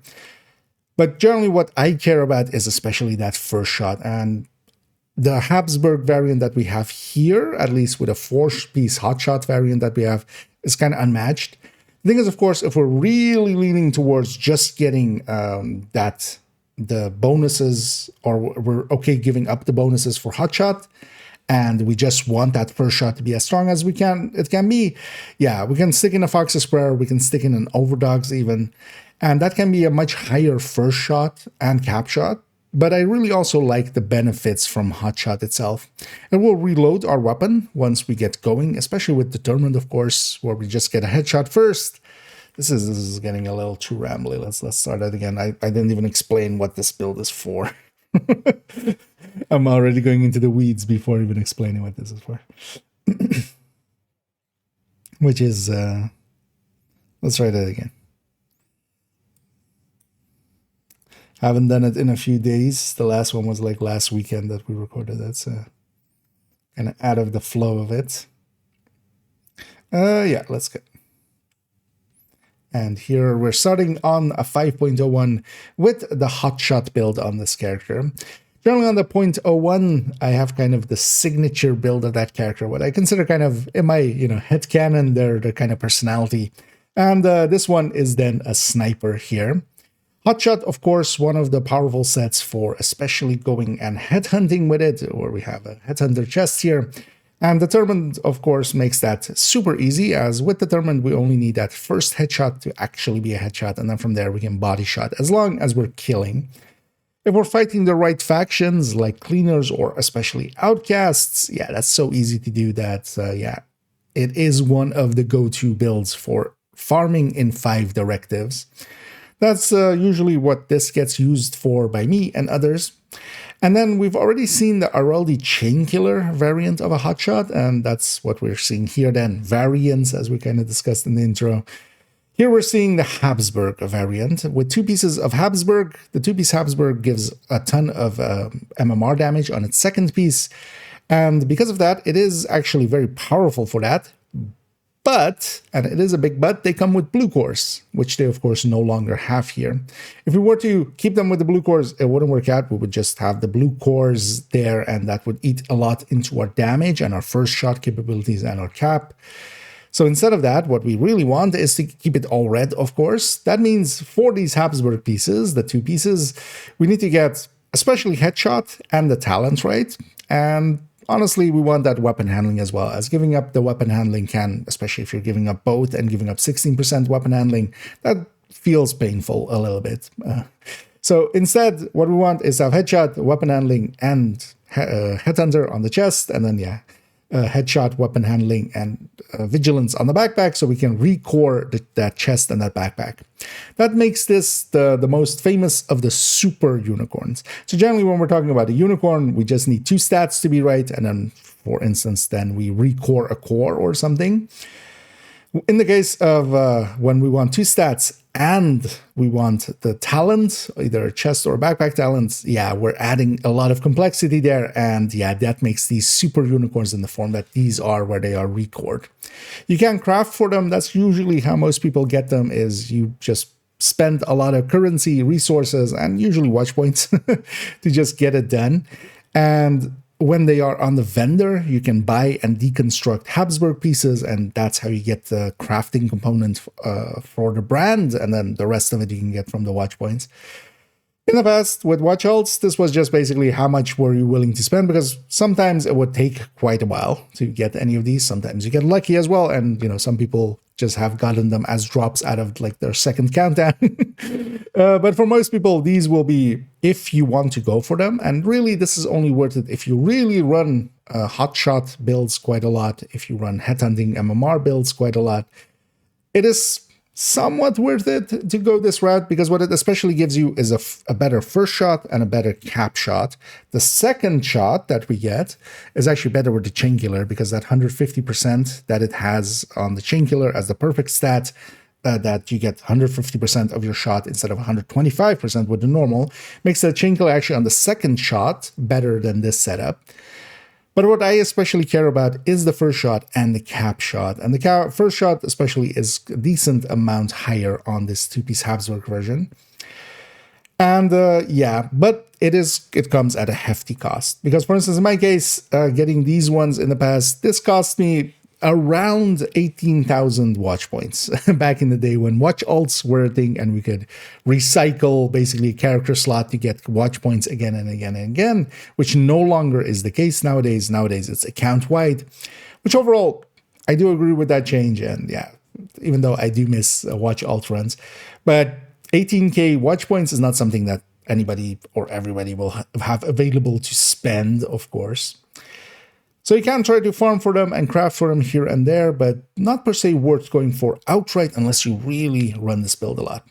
Then also, yeah, I'm running it with the 4-piece Hotshot. I like the bonuses from Hotshot, the gear set bonuses. Not just the bonuses, but the talent as well, which can reload our weapon, which can give us some bonus armor and heal us back up. And because of that, and it has also a damage component to it, because of that, I actually generally run this with the 4-piece Hotshot. If you want basically all-out damage, choices that you can make is either putting just the Fox's Prayer in here. That does actually do generally more damage, except for when the Hotshot is triggered. One of the things is once you have Hotshot going, as long as you don't miss, and of course with Headhunter and Determined especially there, we're trying to just not miss and continuously hit enemies. We just need to body shot them anyway, so that's not hard to do. When that amp is up, this would be ahead, but that amp, of course, isn't on the first shot. So with the Fox's Prayer, for instance, you would have that.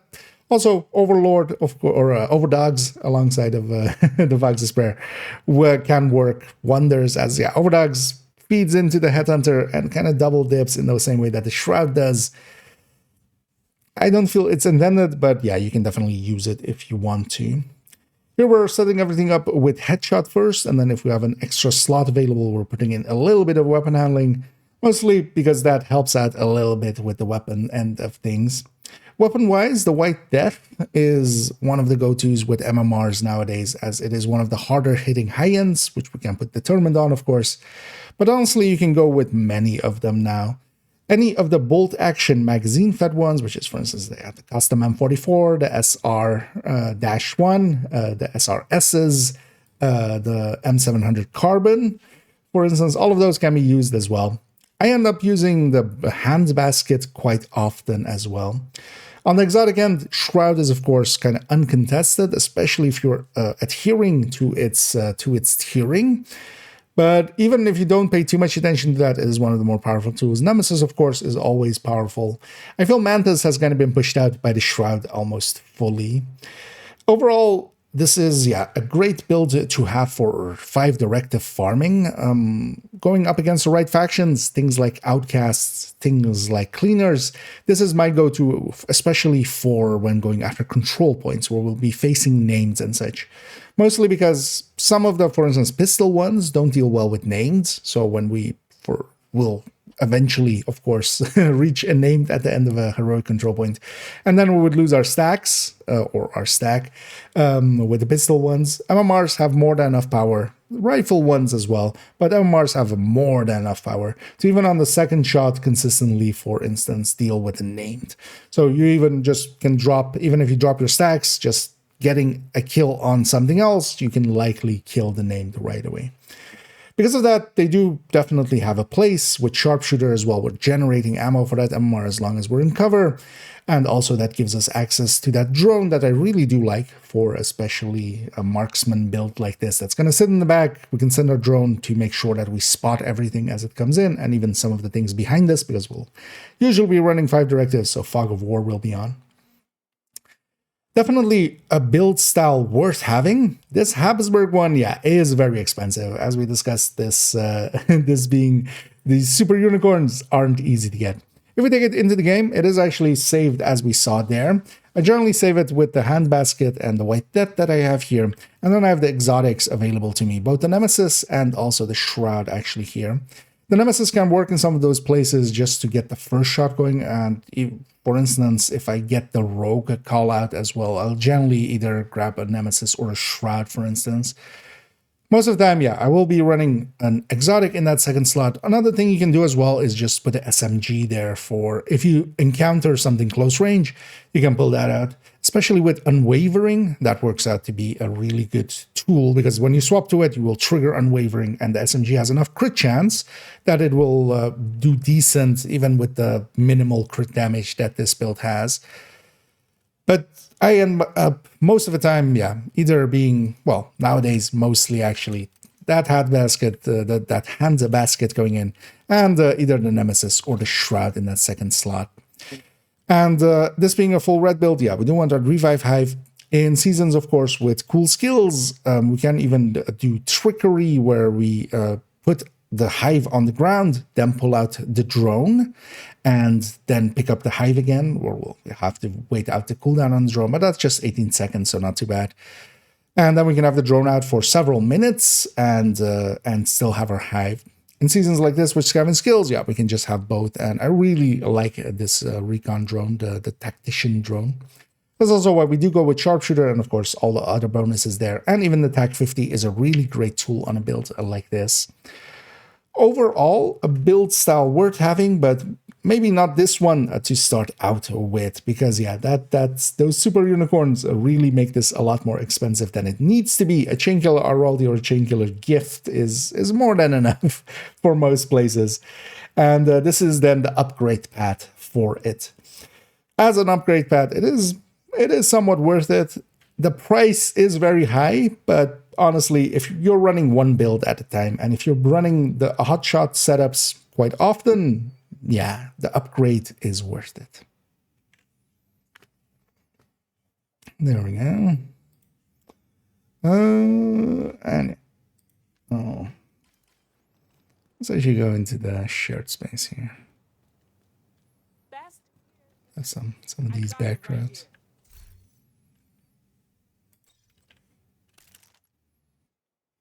Oh yeah, I need to remember as well, every time we go, different outfit as well. Yeah, how long was that? Wait, was that 1025, really? Well, fuck. That's way too long for that build. I'm talking way too slowly, and I'm also just kind of rambling. You know, yeah, you know what? We'll save that as an option. Let me try to do a quicker one. I'm just getting super rambly. There's no need for that.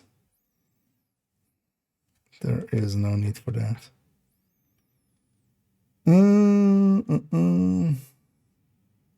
So, I mean, yeah, they are super unicorns. That's definitely, you know.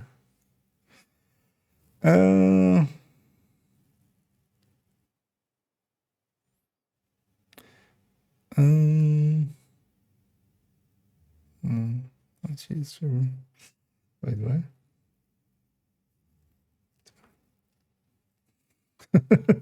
Yeah, I'll leave that to others. Yeah, let's try that again.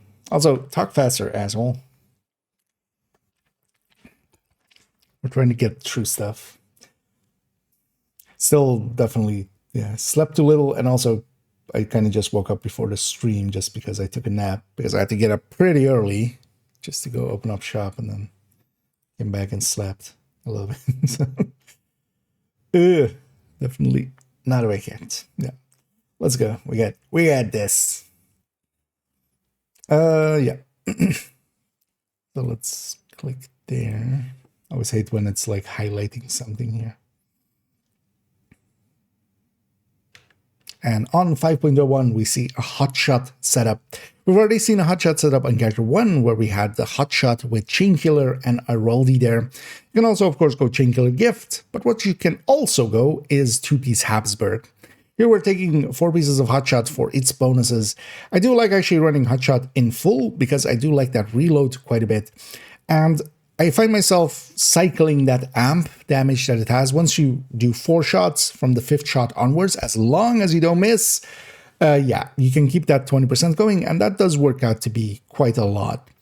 Here we are also going with Determined, and yeah, we are using Determined here to its full effect, where we are just headshotting on the first one and then just body shotting as much as possible, and we are going to get kills consistently and just keep that Determined up most of the time if we can. Because of Determined as well, yeah, we can get Headhunter going pretty strongly, and with MMRs we can have a really hard-hitting first shot. That is the real benefit of MMRs. Here with the Habsburg, and the real benefit that the Habsburg really has is that it does have a little bit more first shot damage than the Chainkiller Araldi. The Chainkiller variant, though, actually will have a better second shot because of the bonus of that talent, 150% stacked per shot, or, well, stored per shot. Here we only have 125%, so the Chainkiller actually does better on the second shot. but the Habsburg pieces do better on the first shot.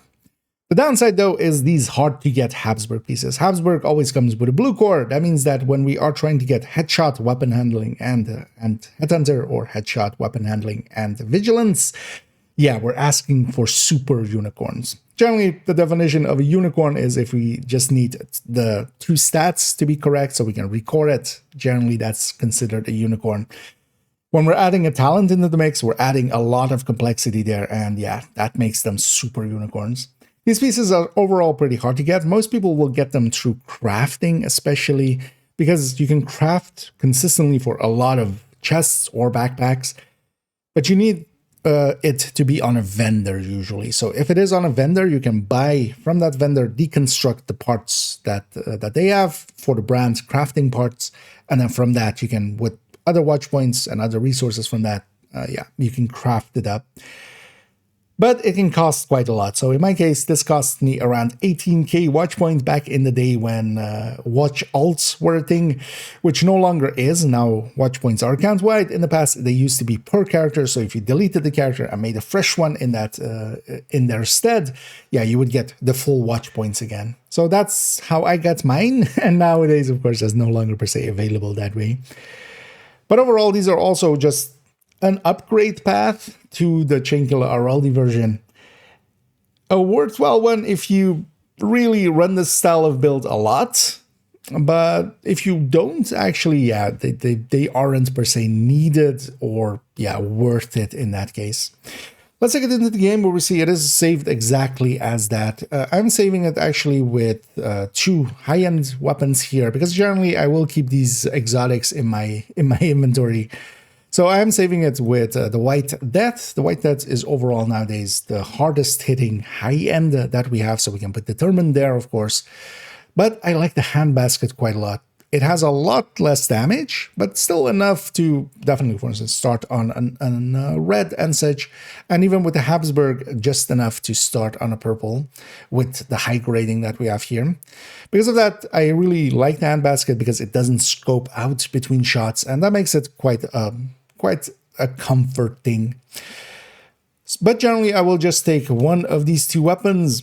As I said, most of the time for me, the Hand Basket. Although, yeah, for the Hand Basket, you would want to get one that has Detox there so you can put Determined alongside of it, which can make it a harder thing to get, especially if we're trying to get them from the Krampus caches as now, because, yeah, they'll come with a random 3rd stat or talent, and trying to hit either of those, well, if you get one with Determined, you could just put Detox there. But then, yeah, on the 2nd slot, I tend to take either the Shroud or the Nemesis. Both are really good tools. One thing you can go with as well is just taking an Unwavering SMG, because if something gets close to you, you can swap to it, you'll trigger Unwavering, and SMGs have enough crit chance, especially that even that little bit of crit damage that we have as base adds up to that and makes for that SMGs being better than most other tools in that way. And also, yeah, Unwavering being very strong and making it so that you can just beam for the head, for instance. So there are many ways of setting it up. Another is also that you can actually go with other choices than taking the 4-piece hotshot. The 2-piece hotshot is especially that 30% marksman rifle damage that is actually unmatched in other bonuses. But what we could pair this here with is either putting a Fox's Prayer into here, actually, because the Fox's Prayer that Detox, when put Headshot alongside of it, works to be one of the best choices there. And Overdogs does double dip into Headhunter in the same way that Shroud does. So you can double dip. And with the Shroud and the Overdogs, basically you have either 30% or you have the 125% of the Shroud most of the time, because the Shroud is doing tier 1, the Overdogs is doing tier 3, so unless it's something in tier 2, which is a small list, honestly, yeah, you're getting some form of bonus. And that can be definitely a choice. If we take it back into the game, the real price of this one is, especially with this variant, is these Habsburg pieces. They are very expensive and hard to get, but if you do run this style of build a lot, yeah, it's an upgrade path to go down, and yeah, just an light at the end of the tunnel to chase. In my case, I don't end up using Hotshot too much nowadays anymore. I don't mind sniping, but Determined kind of, if I'm just normally sniping, I'm going, why wouldn't I play Determined? And after playing an hour of Determined, I got like, I'd rather play something else. So sniping, not per se, well, headhunting in general, not per se my playstyle, but definitely want to have these style of builds. For 5 directives, they are very potent. If you're making one, yeah, don't go for the Habsburg one first. Of course, the Cingula Aroldi is thousands of times easier to get. Get that one together, get a feel for it. If you really like it, if you really like that taste, yeah. If you want the Wagyu beef of hotshot builds, yeah, then you have to spend the time, spend the resources to go for these Habsburgs.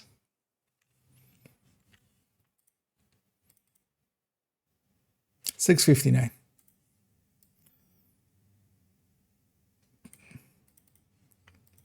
We'll take the 5 out of it and go 6, 9, and go nice.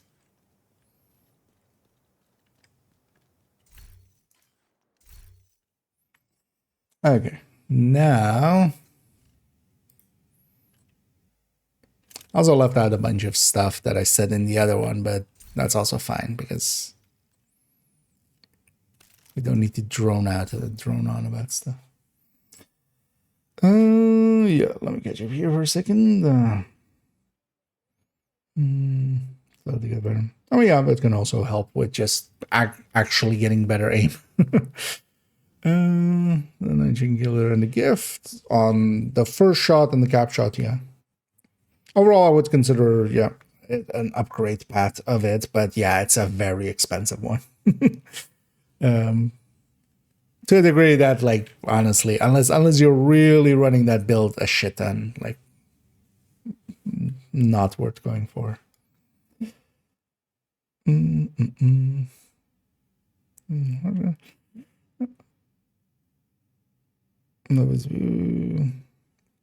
I generally don't. I usually run secondary exotic, but yeah, basically there's a shit ton of things you can do there.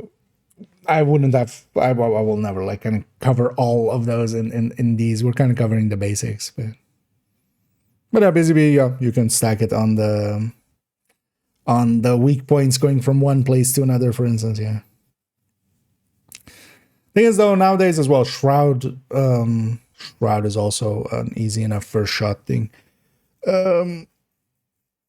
Although the downside of Busy is also you do lose your Determined on swap.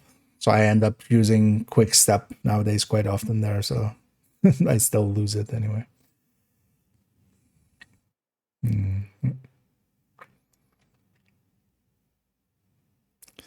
Lexington, what is the stat if you have the time? It depends on the build. So generally I run the plus 20 mag. That's kind of a given. But then it depends on the build. It's either crit chance or crit damage. And then, you know, for focus, the 2 times a year I run it, the scope. But yeah, the way that it gets set up, so generally on build pictures, so for instance, in a second here, we'll see this build picture. We'll see this build. Oh no. Well, this one's not on the secondary, but this one's with the big one. But you see on the underneath the weapon, I say like 0 crit chances, 2 crit damages. So it depends on whatever the. Oh, this doesn't. Okay, let's actually fix that.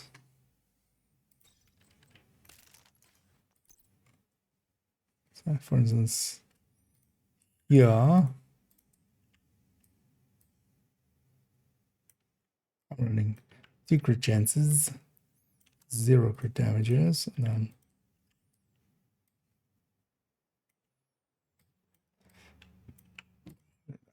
but yeah, you can kind of shift your crit chance crit damage a little bit by setting this up in different ways. Did I also not do it on the Coco? Where's the Coco? No, I didn't do it on the Coco either. Because these 2 are newer additions. Makes sense. In the Coco. Chance damage.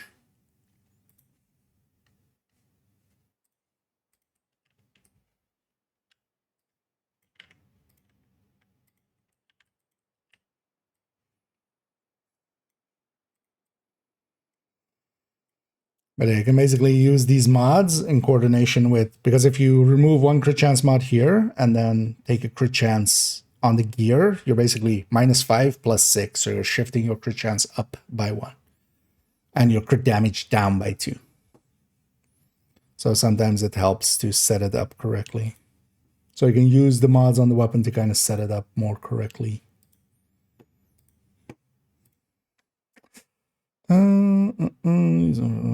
That's not firewall.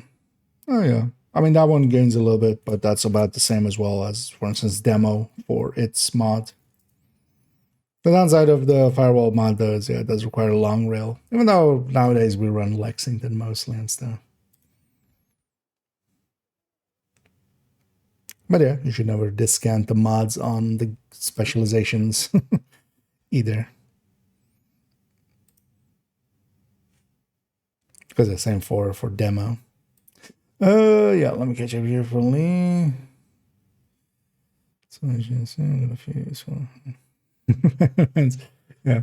Although we were recording, actually, yeah, for those coming in and maybe unaware, I'm recording for this character's build collection run through, which is a series of videos we've been doing, going through the build collection and per character. So yeah, we're on character 5 now. This is character 5, and we're going through their builds.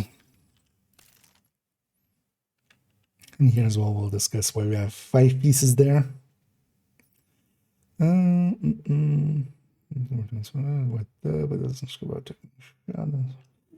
Okay, yeah. Especially if you use the scope. I should have said that in there as well. But if you do use the scope, it's one of the nicer weapons because, yeah, you just... I kind of... It almost has a mini game where I do like that about that one. Of just trying to get to the next person before the next shot fires. Because if you just hold the button down, it's also full auto, even though it's firing once per second, which is pretty slow, of course. But if you just hold the button down, you can just go from person to person, or try to, like, you shoot someone and then you try to, in that second, get it onto the next person. Because yeah, you don't scope out. That's the real benefit of hand basket. But yeah, worth keeping one.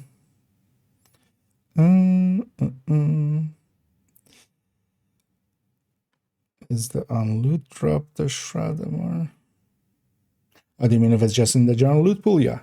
It's also, you can get the blueprint from Outcast Retaliations, and it's from the kill squads. So that list you quite quickly get together. Because you can target MMRs, but there's 4 that drop. Right, there's 5 total, 4 that drop. Yeah, so that could take a while to farm, but yeah, it is in targeted loot in exotic caches and such as well. But you can also get the blueprint pretty easily for that one from Retaliation.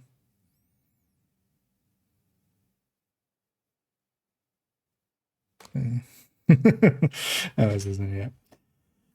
Yeah, worth keeping one, or at least messing around with. The annoying thing is, from the Krampus event, yeah, you need it either with Detox or Determined or whatever talent you want to have. Because yeah, it doesn't come like Lexington and stuff. It's not always Detox God Roll or such. But you can at least play around with it, and likely Valentine's, I would think we would get the Hoarder again. And if it is just the Hoarder, then it's easier to farm. Because you can just farm the Hoarder, and if he's set up to be in his seasonal mode and dropping 4 loot items the way he was in the past, that's the easiest way.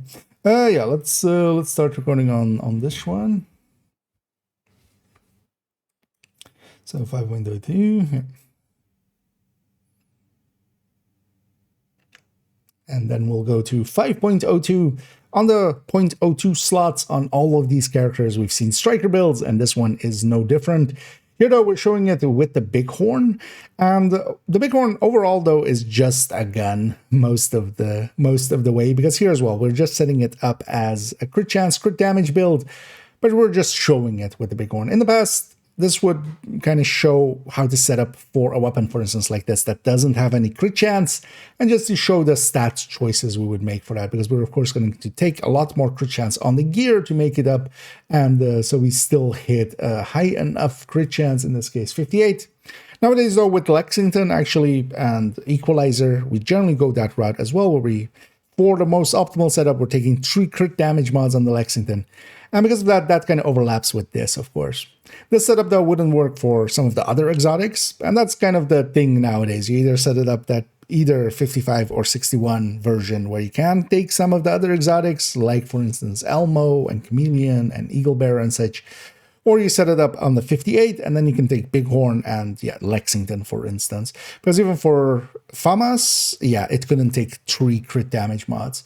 The Lexington can because it has a long underbarrel rail. But we're kind of bearing the lead as, yeah, Strikers is very much one of the most potent sets in the game. It is our go-to for getting shit done. We've already repeated the text quite a few times of when the going gets tough, the tough grab their Strikers, and that still holds true. Especially a chest striker for certain situations is unbeatable and unmatched by any other gear set. An Obliterate Striker, though, nowadays does have some competition, but the Obliterate Striker is still our general go-to, our general meta, because getting to the 200 stacks that the Chest Striker needs, yeah, that requires either basically long enough engagements or the thing of stacking with the ACS, and especially, for instance, the prime example of this is the Incursion, where on several bosses they're immune for a little bit, but we can still stack on an immune enemy with Strikers.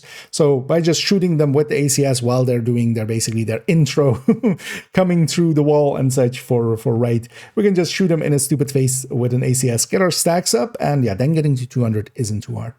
In general play, you could also make a point of just trying to stack consistently with the ACS to get to that 200 stacks more often, and then just run the Chest Striker, because overall the difference between an Obliterate Striker and Chest Striker is around 20% in favor, of course, to the Chest Striker. That is a big gap, and yeah, but in general play, if we're just using the AR, especially for instance here in somewhat slower AR, not for instance a thing like FAMAS or such, or an SMGs where we can go into the thousands or into the 1000. Here with just using the main weapon and not per se considering it with stacking up, Obliterate works perfectly fine. And that's why we go that route where we take a 100 stack Striker. And generally we set it up with the backpack, especially so we can bring in some of the exotics that we have. So we've already seen, for Strikers especially, we've seen Coyote variant, we've seen Tinkerer variants and Overdogs variants already. This is another Overdogs variant, but then here just shown with the Bighorn and yeah, the alternate layout for the crit chance especially. As with all of those as well, yeah, we have all the other options kind of in the corner there. Here, of course, it being kind of set up for an exotic. Tinkerer is excluded because, yeah, Tinkerer wouldn't work with the exotics. But overall, Strikers, of course, yeah, one of the mainstays. On all my characters, I want to have one of these just to get the harder things done and have them be available for when we really need to carry. Here we're setting it, of course, up on the full red as we have it. That's mostly for group play. This is not something I would per se consider running solo a lot, even though they work perfectly fine solo. I like my tech tanks solo quite a lot. But then we take, for instance, yeah, Striker and put in a Memento and a few blue cores and yeah, make it a tech tank. But also don't be afraid, for instance, starting out, making 2 blue cores or such in here, or for instance, yeah, sticking just the Memento by itself and grabbing a shield, giving yourself a little bit of survivability just to get going at the start. The thing is, though, once you get adjusted to full reds, yeah, they can go really fast and they can be very powerful. If we take it into the game, we see a thing that we've talked about a lot going through the characters, but here we see it again. But just to explain it, as this is the first one on this character, it's saved with 5 pieces. And here in the case of Strikers, I even have that chest at the ready in their inventory. So we even have all 6 pieces here available. So we could go 6-piece Striker, but of course we wanted to run it this way. Even it being saved as that 5-piece is just set up that I can either pull in an Overdogs and make it that Overdogs variant, and then I do have the Bighorn, actually not in their inventory anymore. But yeah, usually their Bighorn is in their inventory and I can just stick that on there and make it that version. But of course, the other options that I want to have available to me is either to go Coyote or, for instance, Tinkerer. In the case of Tinkerer, of course, I need different weapons, and most of my characters have this as well, where they have at least 2 high ends at the ready, because the Lexington won't work with the Tinker. It is a named weapon, and it does count for that. So instead, if I go the Tinker route, I'll grab 2 ARs here that I have at the ready with different talents as well. Slot those in. I'm ready to go on a Tinkerer variant. We could also go Centurion. I could go grab that from the stash. Other things like Exodus or Nimble or even Bloody Knuckles. Even, of course, as we discussed, Memento there. That all works fine here. Giving yourselves the options is very nice. And nowadays as well, if we are going the route of, for instance, sticking Overdogs in there, I would generally want to have a secondary option. Overdogs, with its mechanic, overall works out to be more than anything else in the game. And just in general play will work out to be one of the strongest things. But for certain fights, and then again, actually Incursion comes to mind, where we have fights where we're fighting a boss and the boss is the primary target, and for instance, Right is a tank. When the other enemies are about, this won't be active against it. Or with the Lovebird fight, where the assaults spawn around, and there's tier 3 enemies around, and it won't be active against them. So generally, before the fight, before the thing that I'm doing, I'll think about, hey, will Overdogs work? If it doesn't, I'll go to an alternate. Or if I just want the playstyle difference of, for instance, one of the things I like quite a lot actually is going Tinkerer and then taking Killer plus Fast Hands. Fast Hands feels really nice, of course, but I wouldn't want to have it basically by itself and give up Killer. But if I can, with Tinkerer, have basically a little bit of both, that works out to be an enjoyable thing and just a different playstyle thing, of course. Coyote in group settings, generally I do want to have a Coyote in the team, and if in a countdown or something I see that there is no Coyotes at all, which actually nowadays happens sometimes, I would stick in that Coyote. Having a Coyote and giving up a little bit of my own damage will work out better, and then giving the team-wide buff of a Coyote is going to work out better than me just keeping a little bit more of my own damage. But with Overdogs, we want to always have an alternate to go to. Basically, we want to have an option B. And that can be either some of the other exotics, but that nowadays as well could be just 2-piecing this unit alloys and going for that second piece, sticking a second piece of unit alloys here somewhere. Generally, though, one recommendation I would give is to not go salvo as that second piece. Just the normal piece unit alloy works out to be a little bit better overall. It is a tiny difference in burst in favor of the salvo, but you give up quite a bit more than that in the form of its burst or on the bursts you gain, but on the sustain and the damage per mag, you lose a little bit too much for my liking with the salvo. Here on strikers, at least, mostly because we already have rate of fire from the gear set, of course. Going back to the build picture as we had it there. Overall, a pretty easy build to get together. That's also why it's one of the highest, or well, it is the highest one on the recommended build list. And that is mostly down to, you just basically get 4 pieces of striker together, slap whatever you're getting from the season, because for instance, you'll get an equalizer from the season very quickly, slap that in, whatever other piece you get. And that would be honestly enough to likely get you through challenging right away. Just 4 pieces of strikers and just 2 pieces of high end of whatever capacity. But then, of course, when we max it all out, then it can go to heroic and even beyond. That's why it is a general recommendation to start out with. It is that talent on it is really powerful and easy to use, of course. We're just shooting the enemy and getting stacks. Equalizer, of course, from this season, you'll get one from the reward track. You can also get the blueprint from the reconstructed caches, but if you're just starting out, that's a really big pool. But if you already were pretty deep into the reconstructed caches, this season opening up a few will get you that blueprint. Bighorn, of course, it is a legendary item. Sometimes it is also in the stretch goals. It is also droppable in the DZ. Overall, though, for instance, farming floor 10, if you really want to get the Bighorn of Summit, you can set to legendary. You can farm floor 10 for the boss, and the way that is done is just you kill the boss and then go back to the lobby while leaving an enemy alive. That means that you didn't complete the boss room, but you did get his loot, of course. You kill the boss and you grab his loot. You go back to the lobby, you go back up the elevator, you'll do another boss room, leaving an enemy alive so that you don't complete it. You just kill the boss, leave another enemy alive, and go back to the lobby each time. or just doing some of the legendaries. Eventually, it's not per se a hard item to get, but not the easiest one either. It's not in the general loot pool. Trying to get it through the DZ and such usually is a lot harder as well. Sack Broker, as we have it here, can be replaced with the ACS. Just any ACS will do fine here, but also consider, for instance, putting an SMG or LMG here for different ammo types. With an Obliterate Striker, I tend to not often use this tool to stack up with. I sometimes use it, especially with Brazen, just to deal a ton of damage in close range, just unloading the mag, getting a lot of stacks, and then swapping over to my main weapon. But yeah, definitely consider also other weapon types.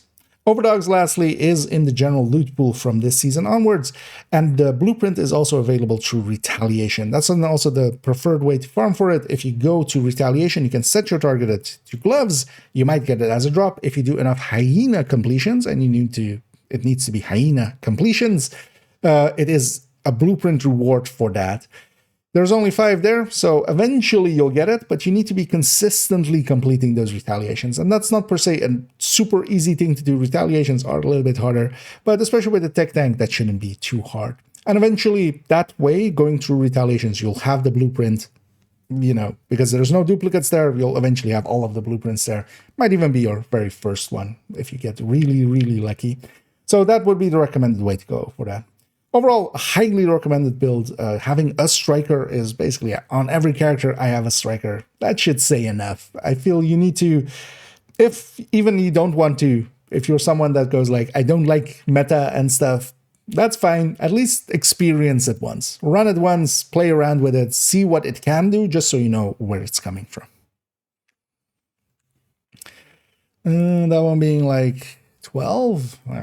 That's a little long, but we explained way a lot, which we can just rely on for the rest of them.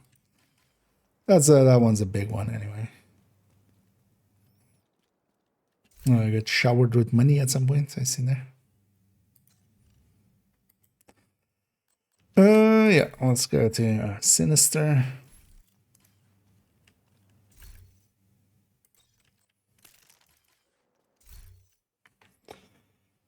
Let's go over here, and then let's catch up on chat for a moment, and then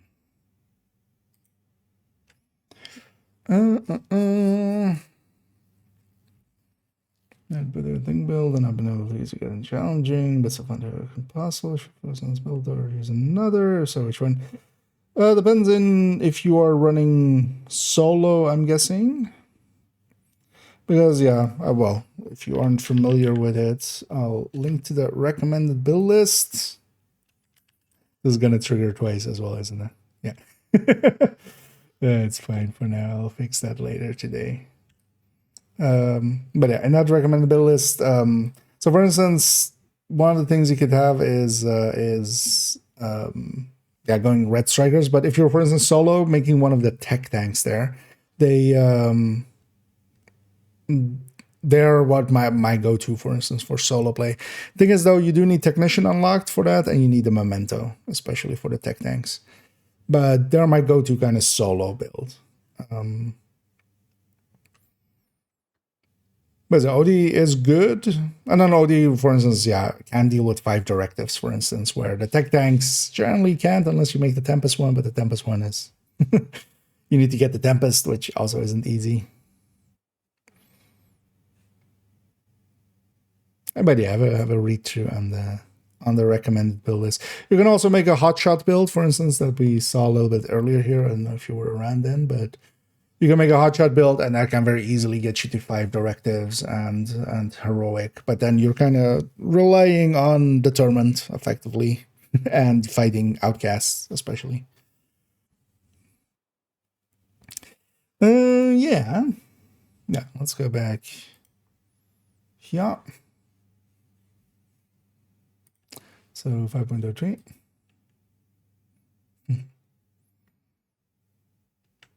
As we come to, that's exactly how I started the last one.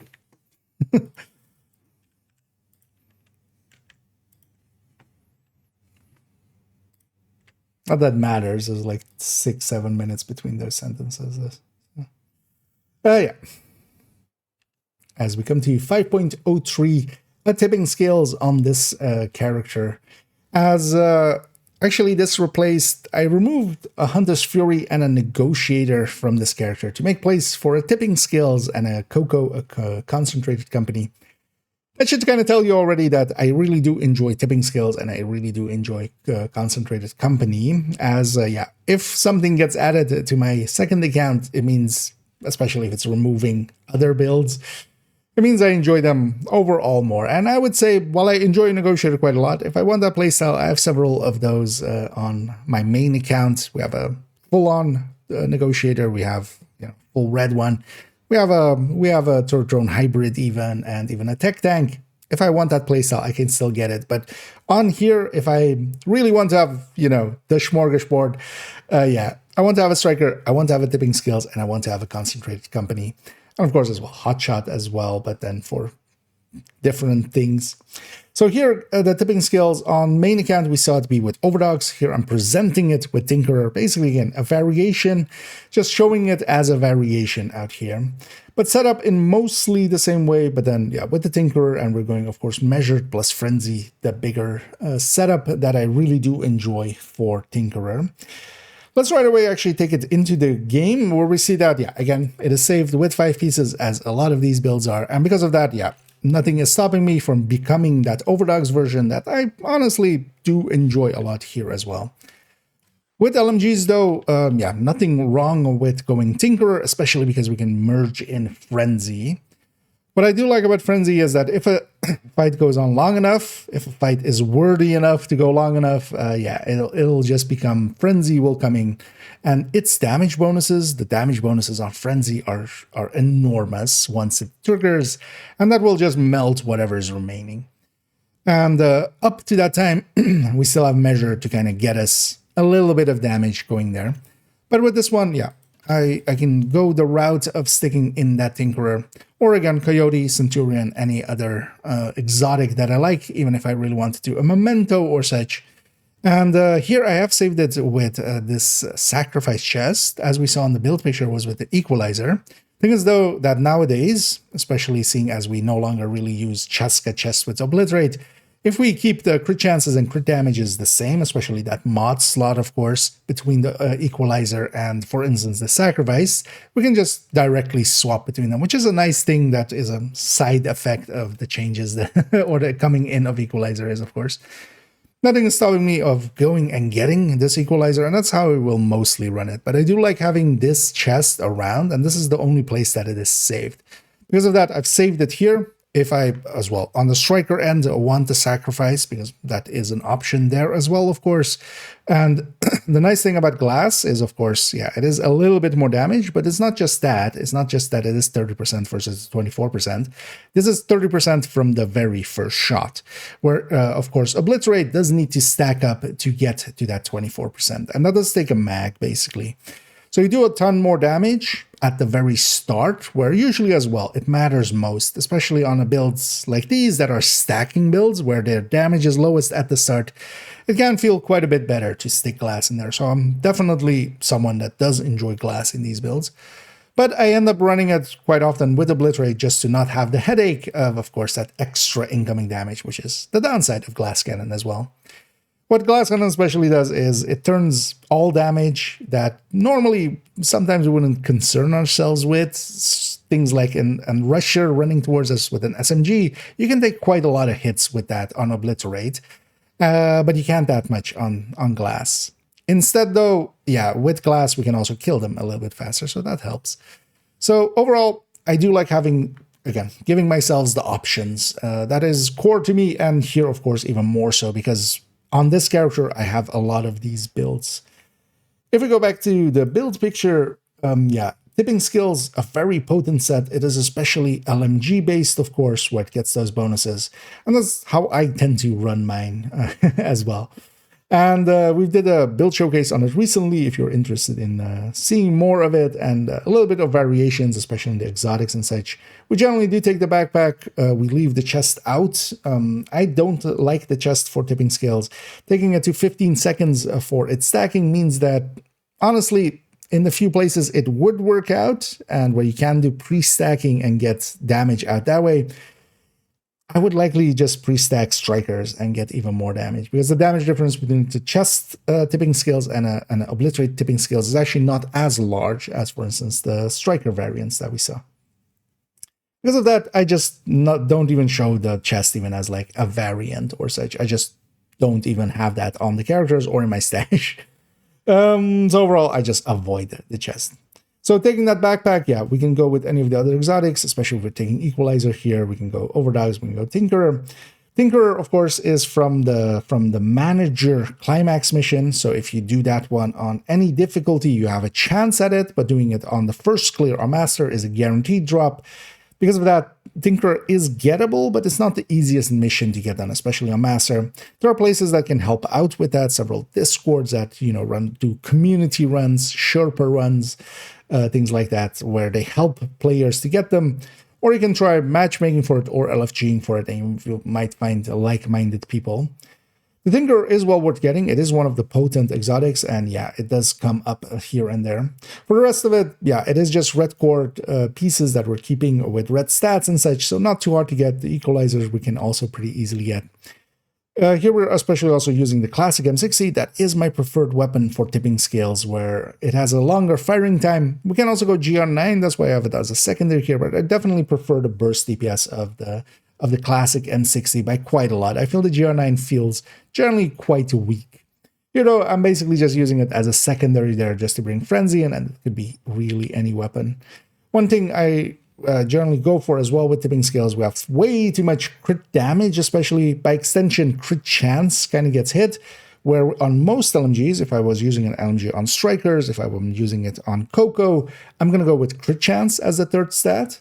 Here on tipping scales, rate of fire, DTH, and DTA, damage to health and damage to armor, are kind of the go-tos, and somewhat in that order. So I generally, for my general use one, go rate of fire. But for instance here though, with Tinkerer, we wouldn't want to use the secondary, of course. The Tinkerer only bonuses the first one. But if I was to have, let's say, Overdogs in here, I would actually go rate of fire and DTH, as we kind of showed with the build showcase as well. And in places where there's a lot of H, for instance, a lot of Warhounds, a lot of heavies and such, I would maybe swap to that secondary and get a little bit more damage out of that for that part. But rate of fire is the general go-to. Overall, tipping scales, should be evident by it kind of replacing some other builds here on my second account. Definitely worth having, and I enjoy it a lot. It is a different playstyle a little bit from Strikers, and because of that, I like having it here just to give me options. There we go. 7:59. Generally, the target time is kind of 8 minutes, so 7:59 is kind of perfect. Let's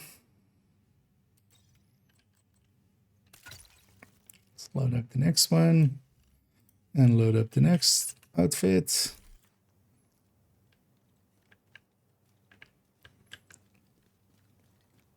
Actually, while it's dark, let's go upstairs here. Okay, so that was 0.4. Yeah, this afternoon we're going to go all the way to 0.8, and then the rest we'll do this evening. Something here? No. Anyway, for those coming in, I'm just recording for this character's build collection run-through series we've been doing recently. So, going basically through all the builds of the build collection, character by character, but here, yeah, going one by one. Oh, yeah.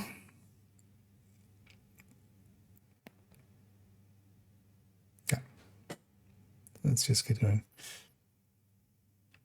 5.04 FI Future Initiative, the healing gear set, one of the two major healing gear sets that we use quite a lot, the other being Measured Assembly. Here, FI is one of our go-tos, especially because it gives a total weapon damage bonus to the entire team, as long as each player is at full armor for themselves. Any player that is at full armor, they'll receive the buff if they are in your group. And of course, we can try to keep them at full armor by healing them up. That's kind of the idea behind it, of course. Generally with the Future Initiative here, FI, what we set it up with is, for PvE end of things, is we do take the chest. The chest increases it from 15 to 25 total weapon damage and total skill damage as well alongside of it. We should say, mostly though, we use it for the total weapon damage side of it. We did take that chest to increase that bonus. The backpack on the FI gear set would only basically increase our proximity heal to other players.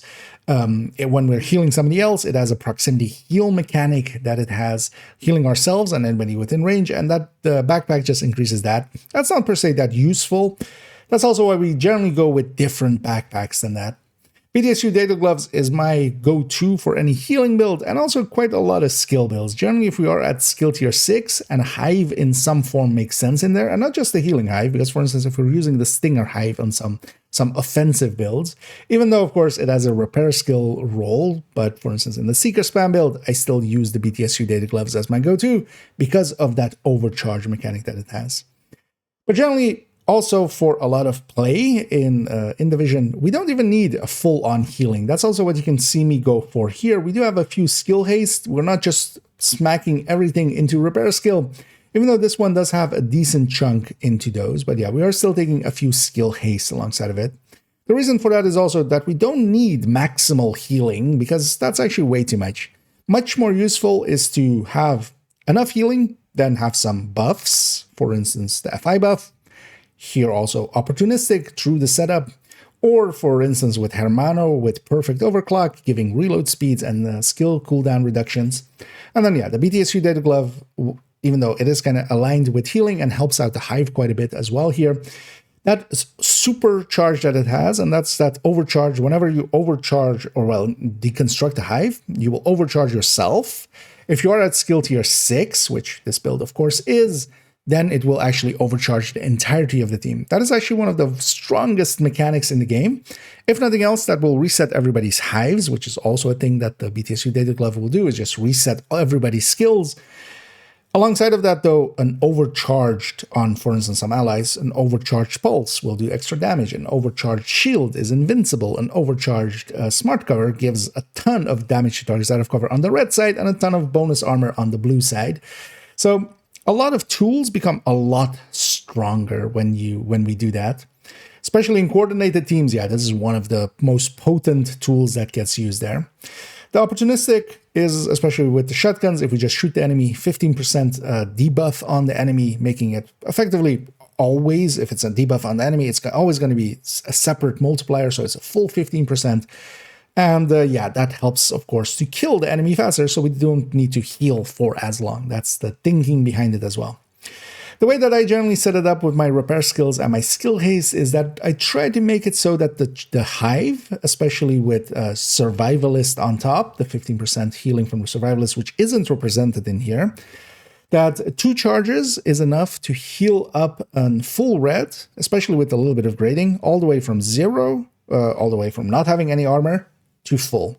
And to do that in 2 charges instead of 3, because a little bit less repair skill than this, and it'll take 3 charges, and well, it's 1 charge more. But of course, quite often, the Hive just plonks all its charges into one person, as any healer will have ran into and be annoyed by. So, but that's my thinking there, and that's just something that I've picked that, like, oh, we can kind of maximize for this.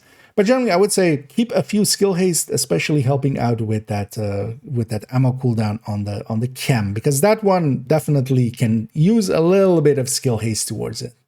If we take it into the game, it is exactly saved as shown there. And then I do have the backpacks in my storage at the ready, so I can grab a Hermano if I need to.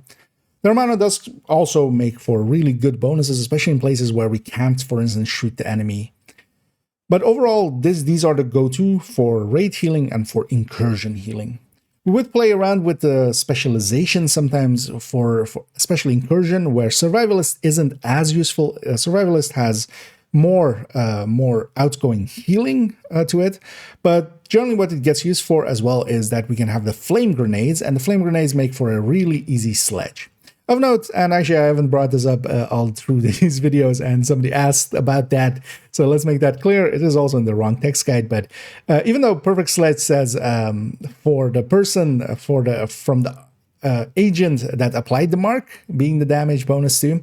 No, that didn't actually come to pass. In 1PTS, they were thinking of making it personal effectively and removing the group-wide component of it, but instead they just reduced it to 20%, but it kept the text from FPTS, which is kind of annoying. But yeah, no, this is group-wide with the flame grenade. If they just get hit by any of the flames, and of course we can just toss it and kind of forget about it, they'll just walk into it or they'll spawn into it, and then the sledge will be applied to them. Sledge with its 20%, still one of the most potent damage bonuses that we have in the game. So we quite often use it for that. But for instance, with Incursion specifically, yeah, the enemies are immune, or well, the bosses especially are immune to fire, so we'd need to hit them right away. So then we, for instance, go with Demo or with Technician. Demo for the extra detox that it has, and also it makes it so that the mortars, if the healer gets hit by the mortars, they can eat one explosion per minute with the Demo's perk, and that can keep them alive, and hopefully through that keep everybody else alive. Otherwise, Technician for its Faraday effect, so you don't get shocked by the shock traps on the lovebirds, for instance. So sometimes we do play around with the specialization specifically to have different perks applied to us. Any place where there's disruption or shock, for instance, Technician comes into play quite a lot. Same for instance with Morozova at the end fight. Overall, though, a very standard setup. We just take 4 pieces of FI and stick a BTSU in there and take a backpack. The setup would be the harder piece to get here. It is actually with a blue core normally, so you do need to find one with skill haste, repair skill preferably, but you could also get away with just having one of the 2 stats and recording it, or keeping it blue core, and then you just need one of the stats, and if you just go Technician in general, that will make up for that 1 blue core. The BTSU Dead Gloves is in the general loot pool, and also the blueprint is available through Retaliation. You do also want to have a Scorpio. The Scorpio's ability is to kind of CC and then also give its damage debuff. And as you can notice, we're trying to do a lot of damage debuffs. This is and Scorpio is another one of them. And that means that getting the Scorpio is kind of nice here as well. Applying opportunistic, of course, that's why both of these are shotguns, and we aren't going, for instance, with the rifle version of Perfect Sledge stage left. Scorpio is available from the general loot pool and also from Retaliation. Lefty is just a general shotgun. All of these pieces come with yellow cores already, and we're keeping the stat alongside of them, making it super easy to get together for the FI pieces itself. So overall, a decent build, but situational. I would not run this in heroic. Honestly, I wouldn't even run it, for instance, for legendaries and such. This is mostly relegated to incursions and raids where this level of healing is needed. For heroics and even legendaries, I would consider something like a combat medic, which has a lot more combat capabilities and is keeping its own damage up. For legendary as well, I would, for instance, consider a refactor setup, which can do enough healing and also do some damage alongside of it, and you're not as reliant on your teammates because you're doing a little bit of damage yourself.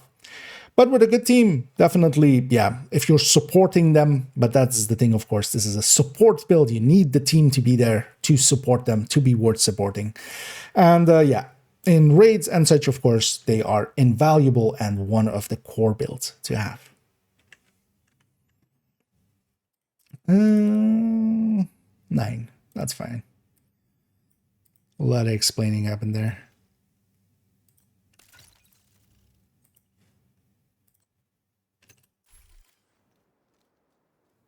Oh, a wild Dagnats appears there. Hey dear.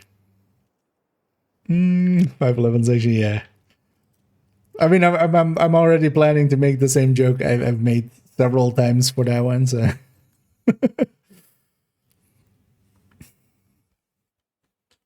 But yeah, that one is in here indeed. Does it work well with Ouroboros? It can.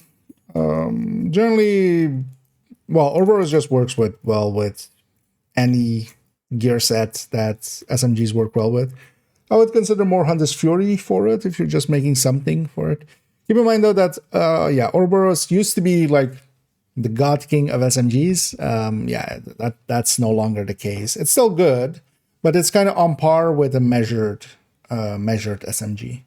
which is still good, but we also have killer on SMGs available, and they are a step above, basically. Other Warriors is well worth running, but if you're making something dedicated for it, or you're planning on making something for it, maybe Hunter's Fury. And hey, the God. Weird sentence to say like that. Hey, God.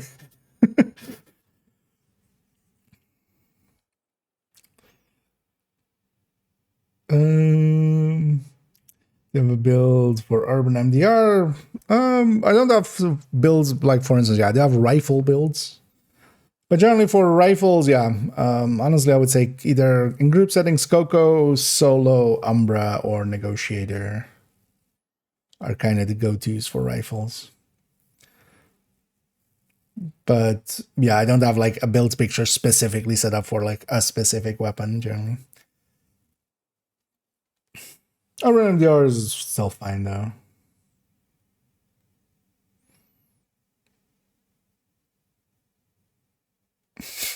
Controls, yeah, indeed. Any effects?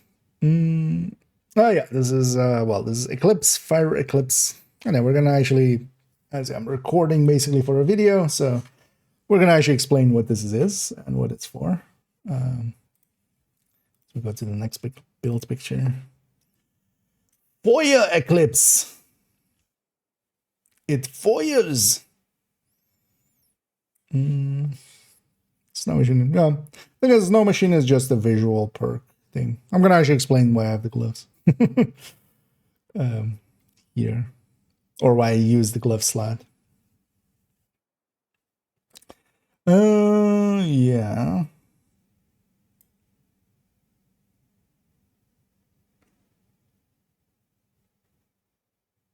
Yes.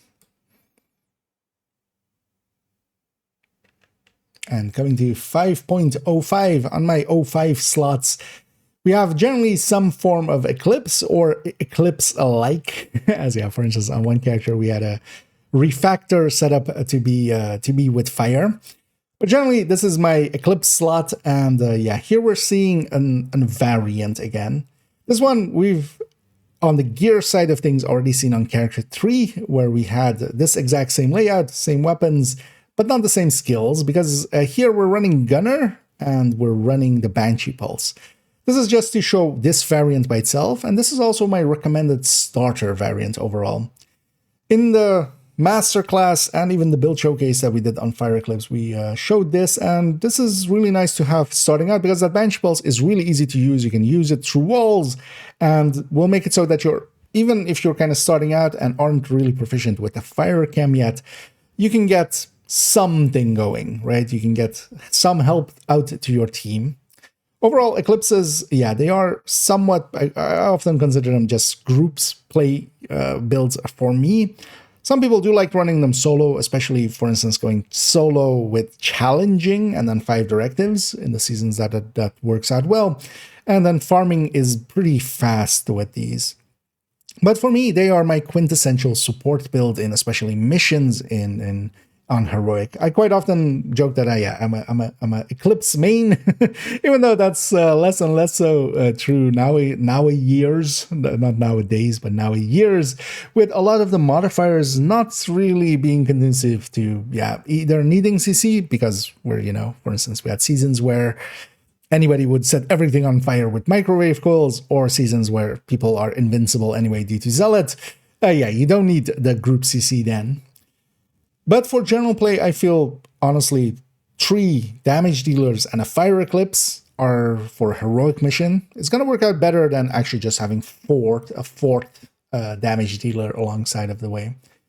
And what these can do, Eclipse is a gear set that, whatever status effects this build applies, this player applies, all of those will spread on kill, on death.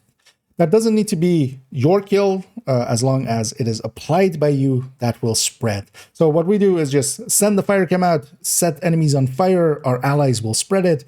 With the backpack, we're getting some extra damage out of it. With the chest, we're getting an increased duration on the spread and an increased range on the spread.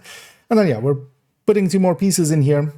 Now, the electric piece doesn't per se need to be here. It could be any of the lower slots. We are taking a Vile Mask because that little extra damage that it has does work out. It's basically an extra little bonus, and we don't really have great other options available. Even though nowadays, do consider Blacklister, because especially when you're setting stuff on fire, they're not shooting back. I've played around with it with that 20%.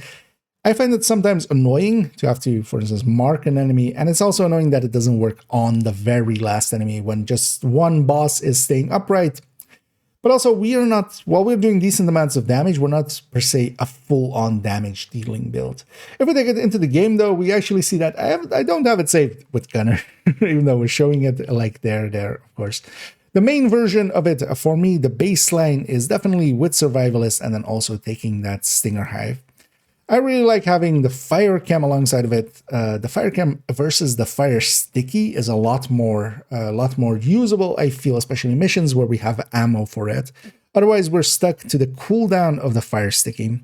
And I don't like having a fire sticky alongside of this because I can just do the fire with my fire cam. And having an extra hard hitter in the form of this hive is actually pretty strong. The Stinger Hive can actually delete entire waves by itself, so it can do a lot of damage. Even though it is scaling off of skill damage mostly, here we of course are setting up for status effect, but it still hits more than hard enough. We're going again with the lefty for sledging, because yeah, we do have that option of course, and that will apply for ourselves and then the group buff. And then also of course, these grenades are really good as just, you know, if we know where an enemy is going to spawn, we don't need to time it perfectly. We can just send the fire grenade whenever they spawn. The lingering flames will still be there and catch them all. Scorpio is my go-to. You can also go capacitor here for the other slot. Capacitor can increase your damage a little bit and also make it so that you can kill a little bit more consistently. I like having the Scorpio though, that because it does of course do its own status effects. And one of the things is also that yeah, while we're getting these status effects, especially the poison and the disorient, will keep enemies in place for long enough for me to land the fire cam underneath them if I need to. So overall, the main setup is like that. You can also, of course, go Snow Machine. One of the reasons I have it here, Snow Machine being the electric named knee pads, that makes it just a visual extra effect happen. I generally go with the glove slot here, and that's you will have seen that throughout my characters. And the reason for that is that sometimes, still sometimes, I'll take the electric instead on the mask. We'll put in a BTSU data glove. As we discussed several times, those BTSU gloves are really strong, and they are actually here, of course, yeah, with the Stinger Hive, we can use it alongside of there. And that makes for a potent variant as well. But honestly, I tend to just run it with the Vial quite often just for ease of use. But overall, a very powerful build. Eclipses are one of my go-tos and definitely one that I would always recommend to any players to try out. One of the things that I like about them and why I do enjoy running Eclipse quite a lot is in a game of basically, you know, warriors, everybody just running red builds, basically. Running a fire mage, yeah, that stands out, of course. I do enjoy it for its different playstyle. Overall as well, very easy gear set to get together. It always comes with yellow core, so just we get the pieces and we just put a status effect alongside of it. Alongside of that, we just take some skill haste, and specifically as well, skill haste, don't take skill duration. Skill duration does not apply to the fire duration or the bleed durations or such. For instance, for the fire cam as an example, it is only how long the gas cloud stays in the world before you detonate it, which honestly should be in the seconds before you detonate it. Also, with the fire cam, because I know a lot of people don't know that, and I'll just keep harping on it until everybody knows. Yeah, you can double tap the button that it's on. So here it's on E, for instance, for me. If I double tap the E button that it's on, any clouds, when I fire the cloud, when it disperses, if I double tap E, it will ignite it. You don't need to shoot it. And that makes quite a difference in how usable that tool becomes to people. Because yeah, if you were shooting it in the past, try it out that way. You will likely find that it's much easier. The electric piece is very easy to get. If you want to be fancy about it, you can of course go Golan as well. That used to be our go-to in the past before electric existed. But a Golan comes with blue cores, so you need to recore it. And yeah, we've seen some of those around. Val is generally available from the general loot pool, and also the blueprint is available to retaliation. Same for Scorpio. Lefty is a general item.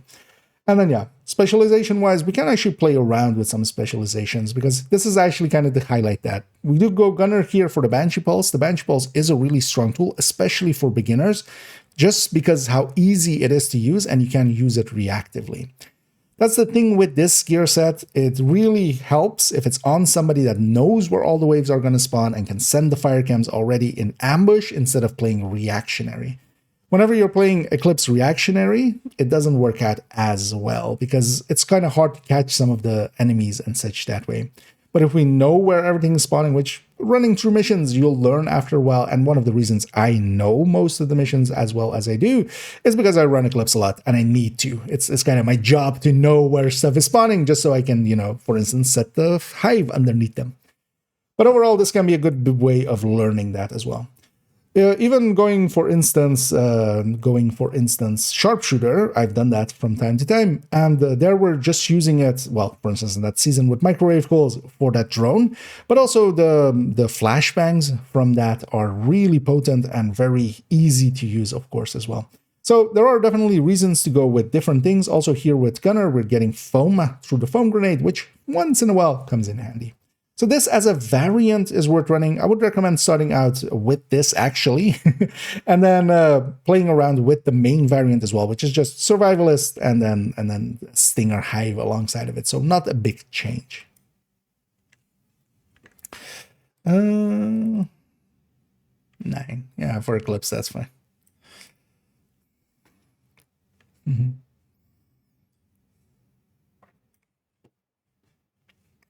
But yeah, might have got it in there. The main reason I have it at the glove slot is just so I can direct swap into BTSC. Also because also Snow Machine doesn't do much. Actually. it's just for the lulls, right? So, yeah.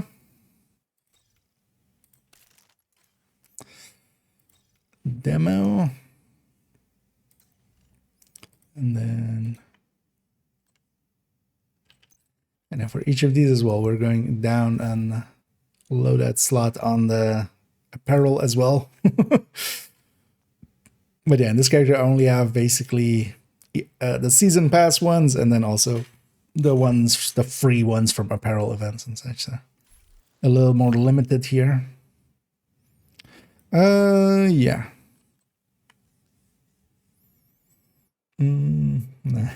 Oh yeah, that's also a thing. Like if you have that one, like also I don't end up using the BTSU version too much nowadays. I should run that one more actually, but I always dislike not having the file.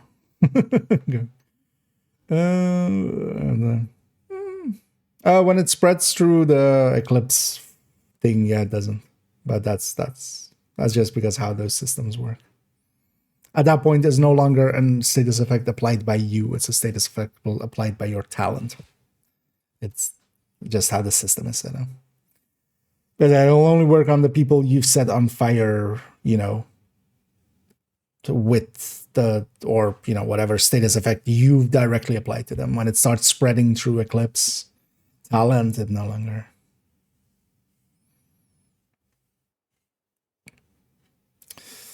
There's skill damage. I guess haste. There's actually that you don't per se need to. Like status effect, you want status effect there. Status effect definitely, but alongside of it, I like having haste because honestly, the haste on Eclipse is low. That's actually I feel like the the thing where it suffers the most. But the skill damage does also add a little bit to the fire damage. So. In sync, I love the yeah. But if you're using in sync, I would maybe swap the Scorpio to capacitor. Capacitor is a little bit more potent than that. But yeah, lefty is really strong, especially if you are survivalist. I need a derf.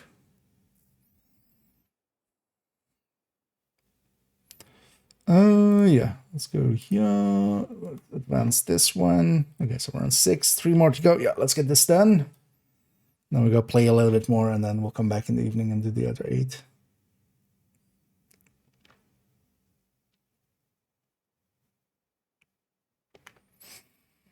Is it save exact? Yeah. And keep forgetting like which One thing I should do is just write down a list of like the ways of starting that sentence. And then I'm just going to go with 5 minutes. Yeah. 5.06, we see an explosive build, a setup for mortar. We've already seen one on character 1, where it was set up with sacrifice and contractors instead of the 3-piece Empress that we have here.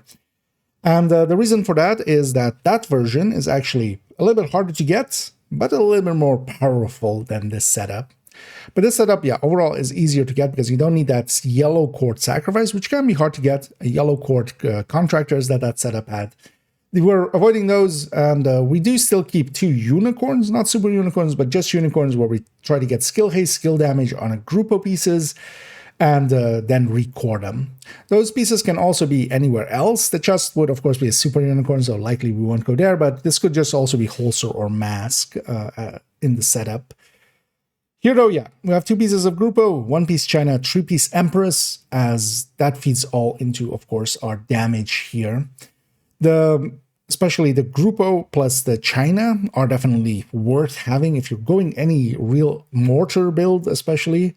That explosive damage is a separate multiplier, and we don't have that much in there. Because here, of course, the skill efficiency, for instance, does feed into the skill damage. The skill damage itself feeds into skill damage, of course. And then we're pairing that as well with glass here, and then also shock and awe. With shock and awe, we generally do trigger it quite often because both the mortar and the stinger hive that I have here both actually will apply bleeds, and that will trigger that. We could also go kinetic momentum, but with this build especially, I tend to, for instance, use my hive quite a lot, and that would be on cooldown quite often. So I like actually having glass and having that be the mainstay of this build. These setups with explosives are especially here for the mortar. The mortar is one of the better skills that we have available in general for dealing damage. And yeah, it has a lot of damage that it can do in a radius, and that's its strength as well. It can hit multiple enemies, and that's also then its weakness, especially on a single target. It feels pretty weak. We hit pretty hard with that mortar, as we can see, we're hitting basically all the enemies for around, well, a little bit around 8 million-ish, as we see there, especially when we do have DTA going from the shotgun on top by holding it when the shot lands. And then we're pairing it actually with the hive here mostly, but you can also go with different skills. As I lean that way, you can also go with the stinger. Well, the stinger hive either clusters alongside of it or even sticky. That's especially for the sticky and the stinger hive and other things, we do take the skill haste. The mortar doesn't per se need all that skill haste, but it is nice to have for the skill alongside of it. But even for the mortar, you do want it to come back reasonably fast because, yeah, if it's on cooldown, you're kind of out of your tool. This definitely is also a group support build again. I wouldn't run this solo. It doesn't have the killing power, especially against things like heavies and such. Even though here we're running the capacitor, and we could, on solo scaling, kill an heavy in due time. Yeah, this would be alongside of other players mostly in my case. Especially if we can catch some spawns, this can do really decent damage. This used to also be, in the past, the go-to for Hollywood and such. Nowadays, I don't really use explosive builds for Hollywood anymore, because we can just trigger it with the jammer and with the specialization weapons, and especially with the ranges on them being so much wider. Yeah, I generally just lob a grenade into the pack, and then that'll take care of everything. But I do like still having these, and that's why this has still stayed on this character, as once in a while I'll pull it out and play around with it. Of note is actually that this layout-wise, there is a reason I'm going with this layout as is, with the 3-piece Empress on this side, and then, yeah, the explosive pieces on this side. And that is that we can trade this in underlyingly to contractors, to a Fox's Prayer, and then take a Wyvern backpack or a combined arms, the force multiplier perfect combined arms backpack, and then we are set up for Oxy. So that's kind of the reason why this is set up the way that it is. If we take it into the game, yeah, it is saved like that. We are actually going with an in-sync shotgun alongside of it. The DTA of this does apply to our skills as well. So we do want to have a shotgun, especially I'm saving it here with the Scorpio, even though we saw it there with the capacitor, of course. We can go either way. I like having the Scorpio here too, because we can use it just to, for instance, yeah, with that poison, we can stagger reds and purples, and then we can much more easily land a mortar shot on them. But the capacitor does add a lot more damage on top. Overall, these aren't too hard to get together because we're keeping a lot of the pieces yellow, except, of course, for these two group of pieces. And those two group of pieces are well worth having. That 20% explosive damage will really beat out most other things. Because we are putting skill damage pretty high, we're getting heavily diminishing returns here. The explosive damage, while we do also have multiple bonuses going into that from the demo, from the China Light, it isn't getting that high into numbers. So that 20% is still pretty high up there. Then yeah, specialization-wise, we are going demo, a given almost, because yeah, we need that for the mortar. And I would definitely say if we're going an explosive build, either we're going Seeker Spam, and then we're going with Hardwired, or we're going the Mortar route. If we're going high-end here, we're going the Mortar route. Of note, the Stinger Hive actually doesn't scale with explosive damage. The Seekers and the Explosive Sticky does. But the Stinger Hive only scales, even though it is an explosive, it does do yellow damage. You would think explosive damage would apply to it. It's just a quirk of it in year one not being an explosive skill. It used to be basically a pure skill damage skill in the same way that the Oxy is. But going into year two, they changed that. So, but skill damage does apply to that. The explosive damage doesn't. But the Stinger Hive is still, to me, one of the most potent tools, as we can just toss it, have area denial, not think about it as well. We don't actively need to use it. And because of that, it is one of the stronger tools. And it can basically delete a wave, especially here with the skill damage that we have here. But of note, just to know. And then, yeah, the mortar will be our main tool. As we saw on character 1, yeah, that setup with the sacrifice and the contractors makes for a little bit more damage than this overall, but is also, of course, way harder to get. That's also why I have both versions in the build collection, just to show both variants. And one of the things, though, I've been considering is actually moving this to main account and replacing on main account the turret drone, the full turret drone the last remaining full turret drone, the crit chance, crit damage kind of half hybrid that we have there, to replace that with this, just so I have another slot here, because I don't end up using this build that much anymore. It used to be the go-to and the mainstay for Hollywood. I still sometimes find myself using it here and there, but yeah, in a lot of places, an Oxy build, and that's also why I do still have it, we can alternate this into an Oxy build by just replacing out the right side effectively, and then the skill, and then we take Technician, Artificer Hive, Oxy, and then this becomes Contractors and Fox, one with a yellow core, and then a Wyvern or a Honeydew backpack. So by doing that, I have two builds in one, but I might actually alter this to become just an Oxy full-time, just so I have more access to it. Overall, getting those group of pieces is a little bit hard, but for the rest of it, it's pretty easy to make. It is kind of fun, except also consider that the screen shake that you cause with the artillery turret, some people really are annoyed by that. So make sure that the teammates that you're with are okay with you running this style of build. But once you kind of get the hang of it and really get the mortar singing and hitting enemies consistently, because that is a skill onto itself, and I enjoy mostly playing it just for that, just trying to become better with the mortar. But yeah, if all of those things do align with what you have in your life, maybe it's worth making one of these and yeah, putting a mortar in your life as well. There we go. I got Rambly, 841, still fine.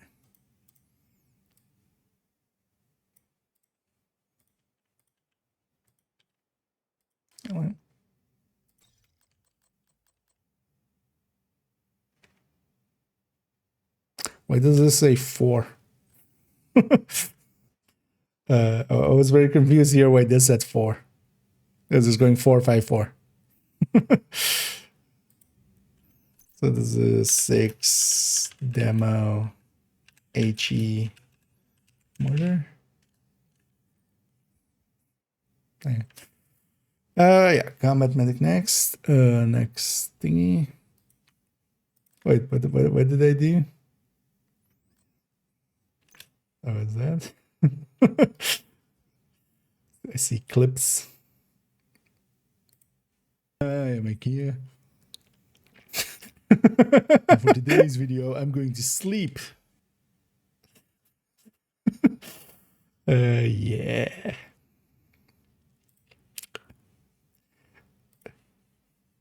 Actually, I agree with that, IKEA. We should sleep at some point. I'm definitely going to take a nap in between streams in a bit.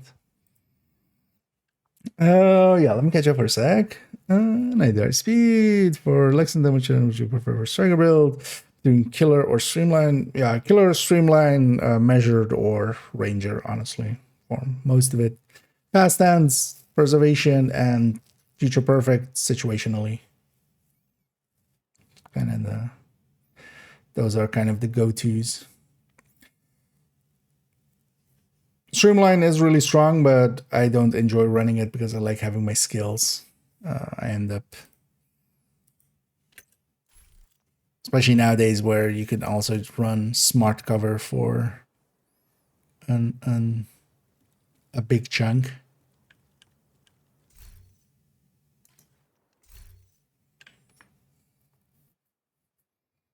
But a measured can kind of be the baseline of just like it's an around the 10% pretty consistently. And then a killer needs activation, because that's the thing. Killer sometimes does need activation, and yeah, that's not available everywhere. Sorry, well, that shouldn't be too hard to get. Just one targeted AR run would likely be enough. Actually, I missed that earlier. But yeah, you're welcome. You're welcome, Gad, for the tips.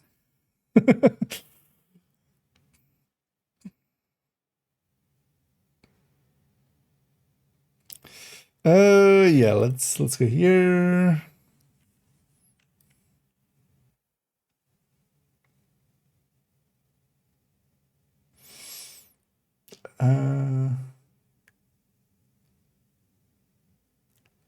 Yeah, this was just those repair skills, right?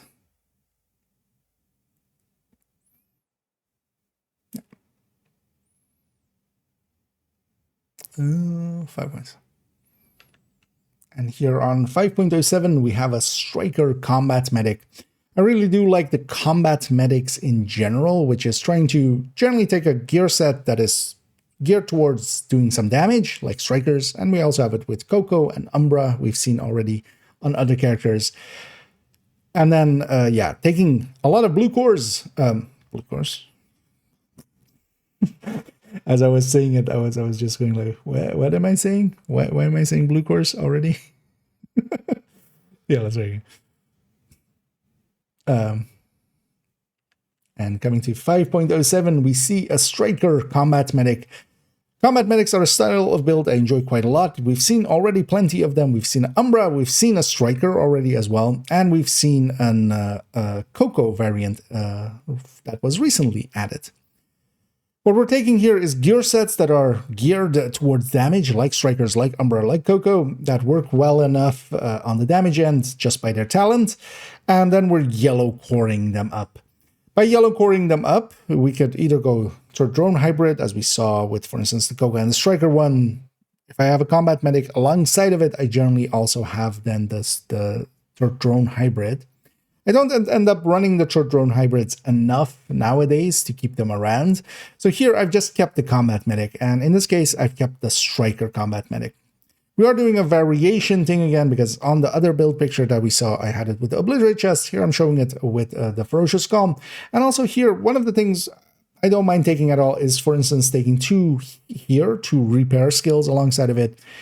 This one used to be actually all repair skills, so it had basically no crit chance, crit damage, except for on the chest piece that I was kind of also using on other pieces. But it used to have more repair skills around on the striker pieces as well, making it so it could heal decently well. But honestly, it gave up too much damage for my taste. So I've kind of struck a balance, or tried to, and this has been done a few seasons ago, where yeah, we took most of those repair skills out, made it also so that it can effectively go between being a combat medic and a drone hybrid, because I can just swap out those those crit chances, of course, I would just swap in a glove, stick in a memento, swap out the turret and drone in, and it will be a turret-drone hybrid, of course.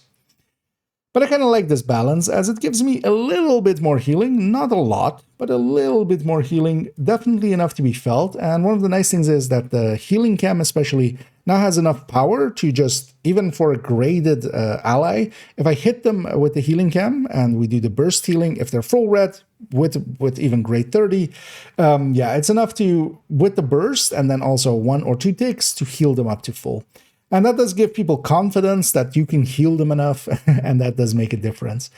And of course, on the healing hive as well, we of course get a little bit more healing there. Here we're using the striker side of things just to do more damage. We're going for the 100 stacks. We are just going in with the capacitor and trying to get up to those 100 stacks. It does take a while, of course, and yeah, that can be a little bit painful. But then alongside of that, yeah, the rest of the build is going mostly towards those yellow cores, and those yellow cores just feed into the skills, making them 6 skill tier with the technician that we have here, allowing us again to have the BTSU data glove for that overcharge, the supercharge, and here outright as well. Again, a supercharge because yeah, we can just trigger it right away. We just deconstruct the hive, we are supercharging. And yeah, that again lets resets everybody's hives alongside of it with the BTSU data gloves and give them an overcharge. Well, it resets all their skills. And yeah, that can be very potent if smart covers go out and such, and pulses go out, or even when people are just running shield, their shield is invincible. So all of those things are very potent, and that makes this actually pretty strong. To me, this is one of my go-tos, especially in seasons with no regen, because there we do want to have a little bit of healing to make up for the out-of-combat healing not being there anymore, of course. And this then is the Ferocious Calm setup for it, even though we saw actually on the characters we saw previously, the Striker on character 3, there I also had it saved actually with the Ferocious Calm, just so I could have that option, and then we could always swap out to, for instance, having the equalizer come in, of course. So giving me the options, because Ferocious Calm can be really strong, that Overwatch giving 14% to allies in total weapon damage and skill damage, as long as I stay in cover, works out decently well. If we take it into the game, we see actually it is saved as a 5-piece. The reason for that is that, yeah, as we discussed, I could actually swap out the mods that we have here in the repair skills that we have, stick in a memento instead, and then we would actually, with the turret and drone, we would have the turret drone hybrid variant of this.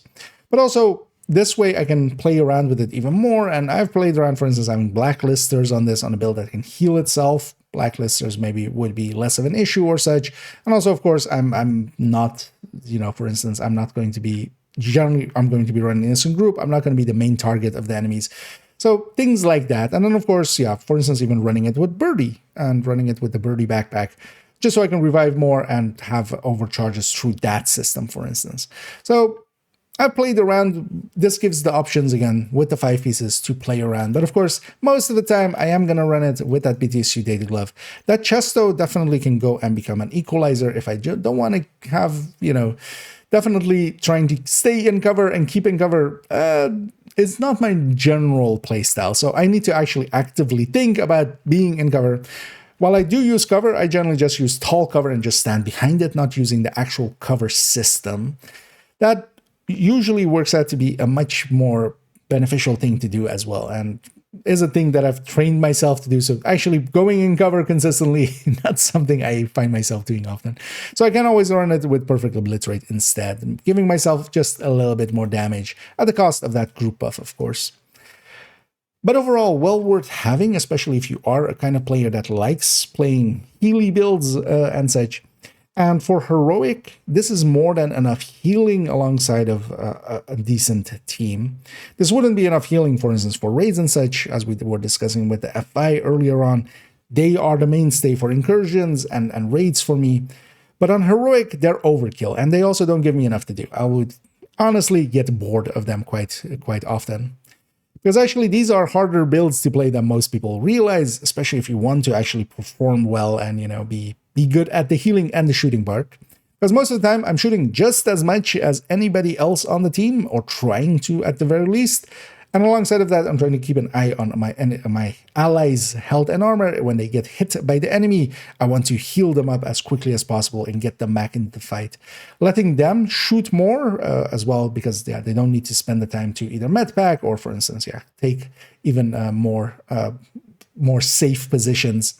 And with the BTSU, we can give the group buff. And one of the things that I've found recently that I enjoy a lot is the Hive with a decent team, and depending on the content, will be more enough to do the healing, and then we can bring in a smart cover. And of course, we are at skill tier 6, so we do get pretty strong smart cover out of this, giving us that damage targets out of cover, and especially if the team is kind of willing to sit in my Hive and then also into the smart cover while in cover, together with my Overwatch on top of everything. That can really boost up a team and give us all of the healing as well that we need. Overall, though, these aren't the easiest builds to put together because we are taking a lot of red core pieces and yellow coring them. At least because they're red core pieces, they mostly will drop with red stats underneath them. So at least that part is easy enough to get, but then we do need to record them, optimize them up most of the time as well, so it is a little bit more expensive and not that new player friendly. BTSU is in the general loot pool. Ferocious Calm is a DZ item.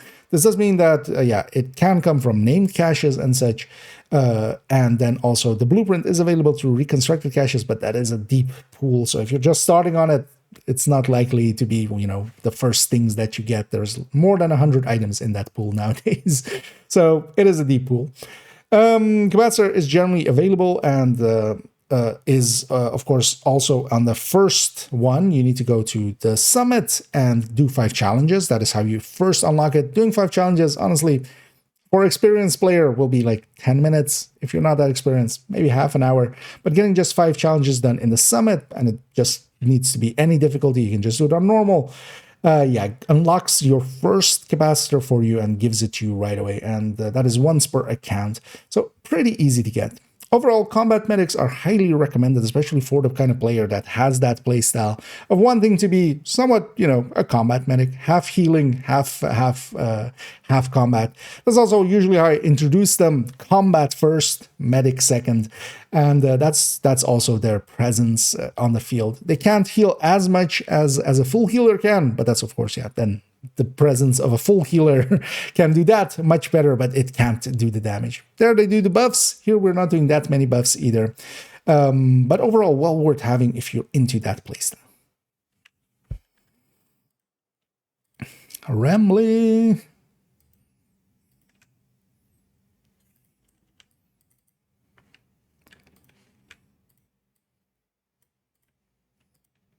Rambly Bambly.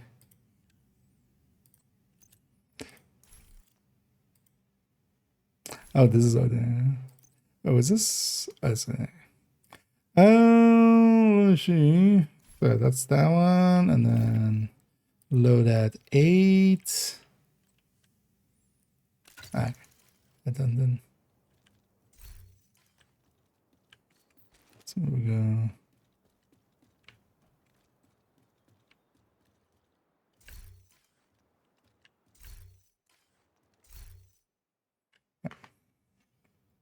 Swapping backgrounds a little bit. We'll get you in chat as well.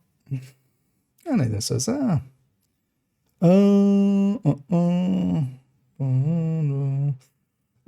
link laser pointer, I'm guessing. Yeah.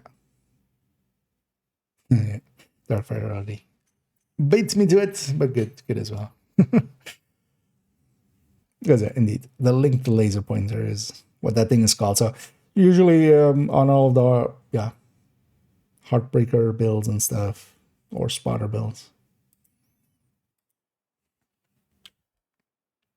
Moving on to this one up here. Everything's the same, right? Yeah. Does this character actually have the pieces for the other one? No.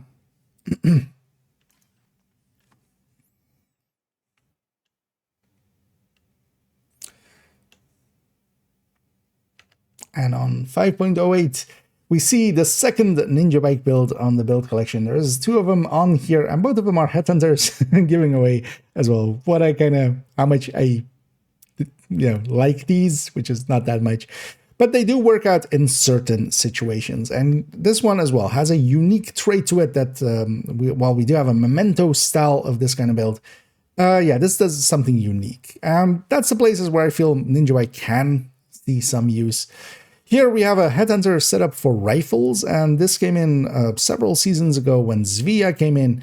It gave us the option to have another bonus going towards rifles, making it so that we had a very potent way of getting our damage a little bit up, making it so that, for instance, in a tech tank style that this somewhat is in, even though I'm kind of in this tech tank, it actually isn't. Generally, to me, a tech tank needs to have the memento. Those bonuses from that are really powerful, and that's also what we already have seen on character 2 earlier on, was the memento variant of this, the sister build to this.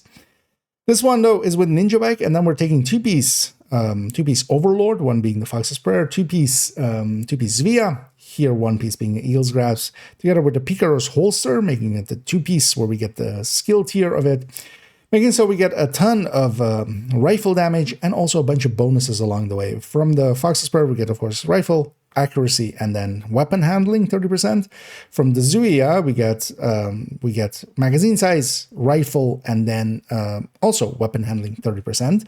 With the Eagle's Grasp on top, even giving us more weapon handling here. We have a total of 91 weapon handling, and our reload, just without any other bonuses on top, we have 121% reload. We basically have a full fast hands going all the time, always. That's the thing of this build. With that Ninja Bike, we can get all those bonuses in there, and that makes it so we can reload this rifle very quickly. Then the rest of it is set up to have effectively a tech tank style shield, because yeah, the memento would definitely make the shield a lot stronger than it is here. Being healed by here a 3-tier Artificer, so the healing on the Artificer is about the same, but for a weaker shield. And then damage-wise, here with grade 30, we can just about start on a red. And then our second shot can be a red or a purple, and our third shot and beyond can be an elite. Now, why would we do all that? Yeah, the reason is, of course, let's limit ourselves to that. The reason is, yeah, having that 6-tier shield, we can have a lot of defense. We can very easily just push up on enemies, and that 6-tier shield still takes a while, even without the bonuses from the memento, to get through. And then we have a pretty fast reload for it. Here going into the game, we see that I have it saved exactly as shown there. I like it a lot, of course, and the numbers shown there were with the determined 1886, of course, just for really, really quickly just getting one headshot in, and the rest we can just body shot. But I also really like this build with the Diamondback, and actually with the Diamondback, with a little bit higher grading than this, which we do have on main account, on the Diamondback, there it can actually start even on a purple. Then the sister build of this would be effectively just that memento going in and that second piece Brazos. That's how that other one was set up. And we saw already on that character that I have the pieces on that character to change it to this version. On this character, I actually don't have the pieces to turn it to that version, even though I do have a headshot memento in here, yes. And the other piece is in my stash, and I can always go grab it if I wanted to. But I find myself really gravitating towards this very high weapon handling setup here. That's the main reason I do like this Ninja Bike variant of this one, and that's why it's one of the very few Ninja Bike builds in the build collection, because in a lot of other places I feel it's misused, or show me a Ninja Bike build and I'll generally show you a better one with memento or just using some of the gear sets themselves. It's very limited actually in places where the Ninja Bike actually works out to do something unique, especially here. That 60 weapon handling that we're just getting from those extra bonuses here, that's the unique thing here, on top of the Eagle's Grasp, of course, and other bonuses that we have. I do enjoy this build, and especially with, for instance, Reanimated. This, even with a Mark 17, can just start on a purple. With the 1886, it can start on Elite. And then we still have that 6-tier shield. That's, of course, the strength of this thing here. We have a very strong shield to hide behind. Although, of course, with pistol headhunters, we would have an even stronger shield, but then we're a little bit weaker than this. And of course, having those blue cores just there makes that I survive behind the shield. Because sometimes a grenade launcher shot, for instance, will not hit your shield. It will land behind you and kill you instead of your shield. So it is handy to have a few blue cores, for instance, as well, if you can get them without giving up too much. Going back to the build picture, layout-wise, yeah, it is the sister build to the other one, as we discussed yet. We could just swap out these two pieces to make that Memento variant. And the Memento variant is also one of my go-tos. For trying to put this together, it isn't too hard. We're keeping the Zvia pieces, for instance, here with their normal cores. We would want one piece to be recored. Mostly either the Gil's Grass, the Fox Spur, or the Mask would be the place to do so, because yeah, those would be the easier pieces to find than the chest here. The chest can be a little bit expensive because yeah, we need to find it either with Headhunter there and then 2 out of 3 stats, or with, for instance, the preferred way is to have all 3 stats and then we can free talent this, and that can make it a little bit expensive. Ninja Bike is in the general loot pool and also available from the Retaliations as a blueprint. Same is not true actually for the Diamondback. The Diamondback is not in the Retaliation system, but it is actually in the Rifle general loot pool if you want to get it through there. Trying to find an 1886 with DTOC can sometimes be a pain. You would want it that way as well if you're going to optimize and for instance, as well, put grading on it. You would want one with DTOC so you can free talent it, so you can play around with the talent. Here we're of course going with Determined, but maybe in the future that changes. Maybe Determined changes, maybe new talent comes in that is way more powerful, although that would be super OP. But yeah, you do want to have it free talentable if you're going to spend that grading on there. Overall, though, yeah, not too hard of a build to put together. One worth trying out, especially for its headhunting capabilities. I really like this for going around and doing activities, because yeah, we wouldn't want to take this up against names. We never really reached the potency enough to kill a named, so outright we would need to 2-shot them. Because of that, yeah. On things like public executions, where there's always generally a red or a purple around, we can 1-shot the red or 2-shot the purple. From there, we can go to the purples, and then we can go to the elites. And basically, very easily, of course, with that Determined, dish that out really quickly.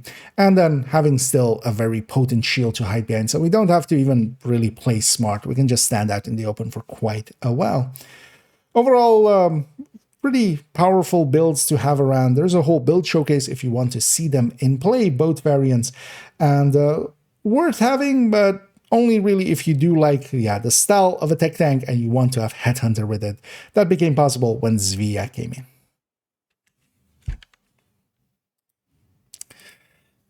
Rambly, but 748, I'm fine with that. Yeah, let's put that away. That'll also be the last one we record for this afternoon. I really need to... So here, the background is also actually off. I've noticed it a few times while editing of like, oh shit, there's like a little white row underneath, which means the background isn't aligned correctly. Oh,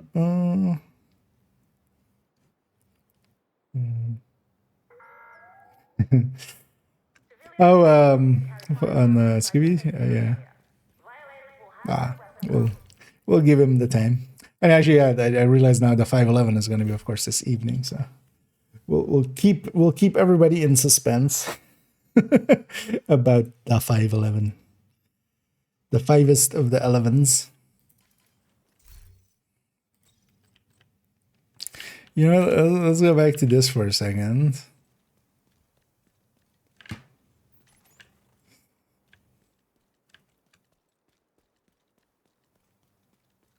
Well, this guy is still here. Let me actually quickly get the, although I meant more going back to this outfit. Sorry.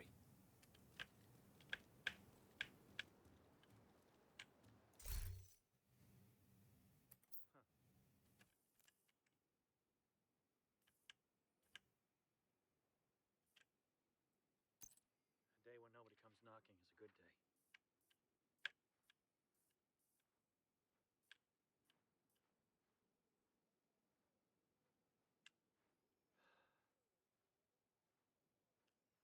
A little bit more back.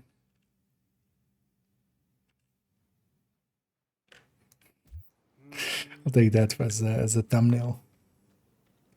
For the thumbnail already. Keep forgetting always to do those while I'm doing the intro and stuff. Yeah. Let's go for another half hour-ish or so. But then, yeah, let's go and... You know what? Okay, let's run some 511. Let's show the potency of 511 with Hollywood.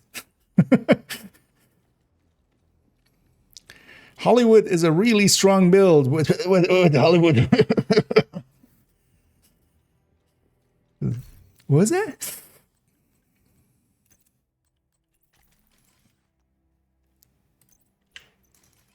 Yeah. Well, yeah, let's go get some more. Although, yeah, I want to get some. Well, yeah, let's set the world to hard for a second. I want to get some hard bounties from Krampuses. Let's see if I can get one or two. Don't need to go too hard and go back. Where do I want to fight them? Let's just fight him here. I don't even know. Yep. The shame. The shame. The Shamu. Yeah. You know what? Just for that, I'm gonna fight these guys with the bell ringer. No, I'm not. Actually, I'm not. I'm totally not. I give up on that idea. That's a bad idea. I was wrong. I apologize. One bounty. Yeah, I wouldn't mind because the last day of Krampuses. Last few hours to get some Krampussy.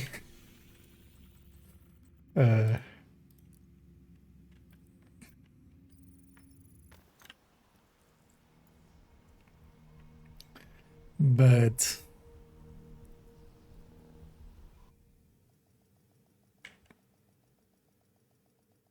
then fast all over there. So I'm gonna try to get on this again. A few hard ones. So I have two normal. I want to keep two normal ones, two hard ones, and two heroic ones here. And I'm mainly kind of mostly keeping two hard ones, two heroic ones on each character, and then the rest will just farm up whenever it makes sense, or we'll farm them down. Because I also don't want too many of them. But here, you know what? Let's go just do some activating. We'll get some more. We'll get some more bounties. Looks like it's the first sight. Oh, interesting that didn't trigger both bots. Huh. I guess it doesn't have that command go over.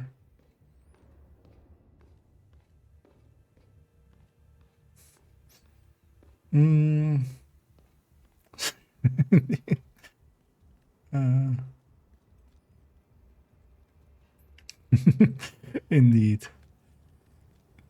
Although I'm kind of sick of them by this point, so I'm happy enough to see them go. But at AK, I'm running as first sight, just as a joke. This is a whole joke build. It's just jokes all the way down. None of them good either. It's not even like, you know, good jokes. Like, there's no yo mama jokes here that are actually making you go like, aha, that's kind of funny. Detecting additional hostile contacts. But yeah, we do have, you know, first sight here because it's just a silly weapon to have. I wanted something that was good enough to actually run, but still silly enough that you wouldn't actually think it's for seriousness. But yeah, this is something at first sight is the joke there. I don't think it's love at first sight when you see this build, but it's something at first sight. Oh, it's one of the. It's one of the. This was one from one of the season tracks, I think. I mean, it must be if this account has it. So, but yeah, this is this thing. But this is the classic AKM underneath it. That's why, which is one we don't use often. But yeah, that has two skins to it. I don't actually even like this crystalline one, but yeah, also nice and gaudy for. Also, it fit the motif we were going already with the clothes. Where we went per sight. And then yeah, as the other one, we of course have bell ringer just to annoy people outright.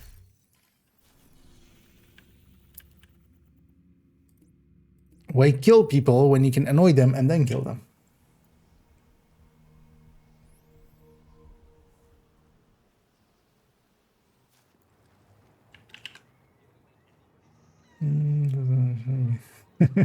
Program ads. Oh yeah, that'll go that route. Even on this account, actually, I don't have everything. Like, I have a lot grade 30, but not everything. How many do I have here, actually? Enough to get something to 30 again. But yeah.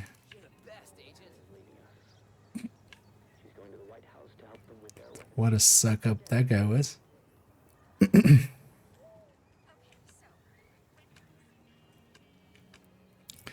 Yeah, let's go shoot some stuff for a little bit and then we'll round out here.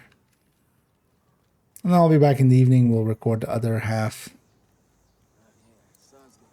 of the thing. Play around with some Hollywood. Hostile protection. Maybe we'll do some Krampus bounties last minute. One thing I might do between streams is actually let a macro run and use up however many keys I have. Incoming hostiles detected. Okay, this is the power. This you can only do with a 511 build. Okay. See, instant over.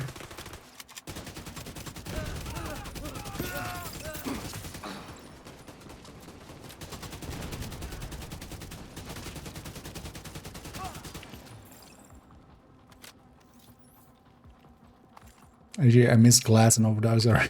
Nice work, everyone. Glass and Overdogs would have deleted that wave instantly.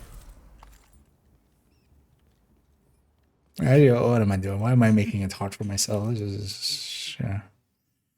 Let's just go. Because both of these apply to those explosions, so that's where we take them.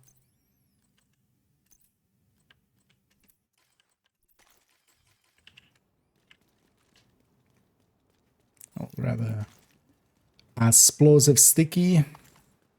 Even though Jammer Pulse is overall easier and EMP sticky is actually shorter cooldown, I want to get a few more in that hit shielded hostiles with explosive skills. So explosive sticky works for that. That's what I'm taking in. Oh yeah, 600 is just going to be like 7. 7 well, a little less than 7 items. Because it's 90 to... It's 90 exotics to 30. Detected. Detecting additional hostile contacts.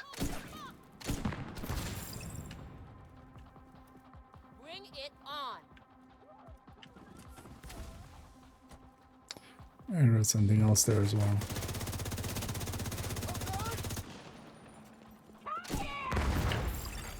Hostile protection restored. Gonna miss the accuracy and stability Want to see what a farmer can do? Remember, on our Detected. Heavy that we have munitions. right now. Like the extra damage is definitely noticeable from the Deadeye. Immediate medical assistance needed.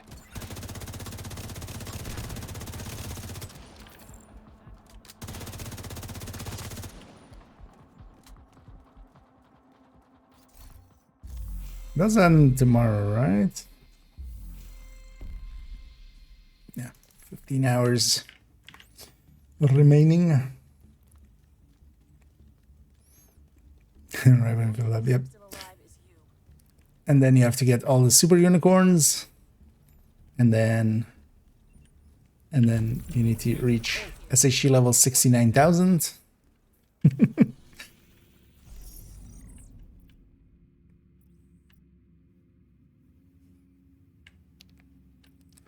And then you need to punch Keener in his stupid face. I keep forgetting, when is Survive Fest again? It's towards, like, not this coming week, right? No.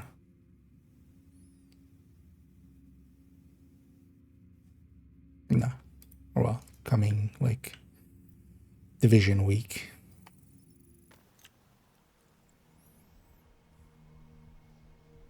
Still different damage indeed. Shh, don't tell anyone. Especially not Reddit. They might think it's additive. It's an additive nerf instead of a Hostiles guarding location nearby.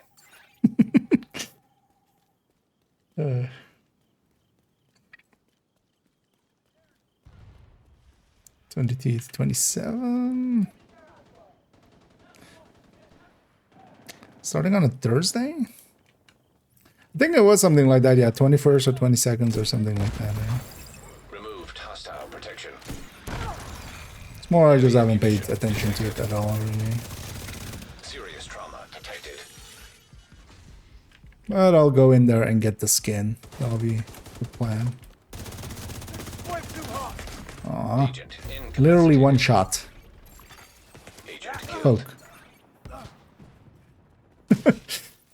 I was one shot short.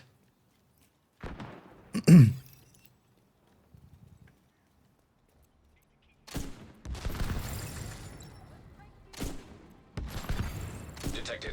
In location guarded by hostiles.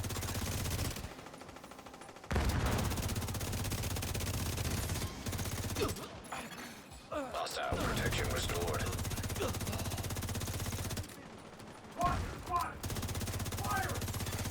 Incoming hostiles detected.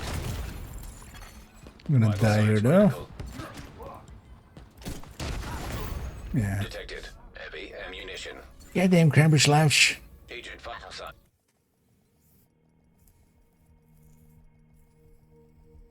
Hmm. 0.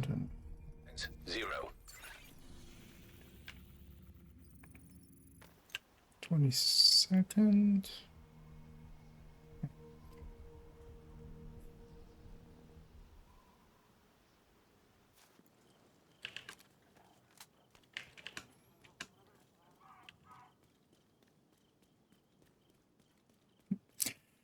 But I'll go in and get try to get the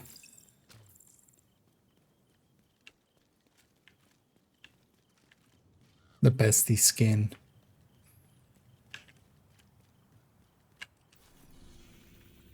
That they spawn right, but that's still. Hostiles guarding location nearby.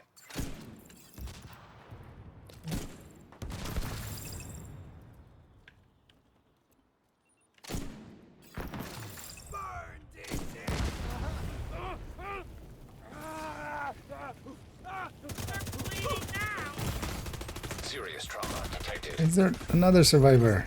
Agent out of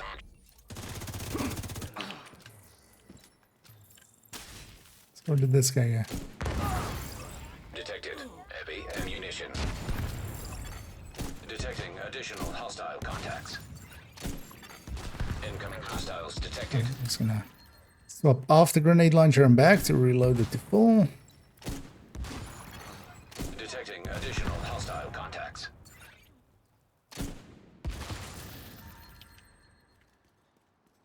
Oh, yeah.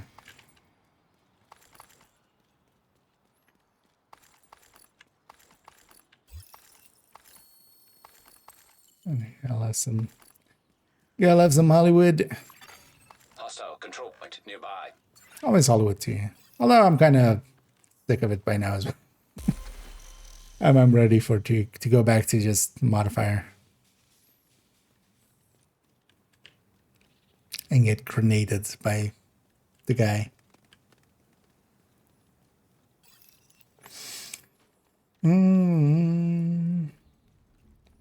Good for photo circles. Agencies over stinker. Yeah, I've seen a lot of agents are using rifles with. Detected. Heavy ammunition. Like Incoming hostiles exotic detected. wise, yeah, those are kind of picks. Breaking Point is not great. Neither is Aces. Honestly, for rifles, gear set wise, either Coco in groups or Coco in groups or Umbra or Negotiator solo. Against anyone. Or in groups as well, but like Coco especially kind of needs groups. The others don't. But Umbra is one of my go-to for rifles. Although Coco now as well in groups. So, well, all of those are pretty strong.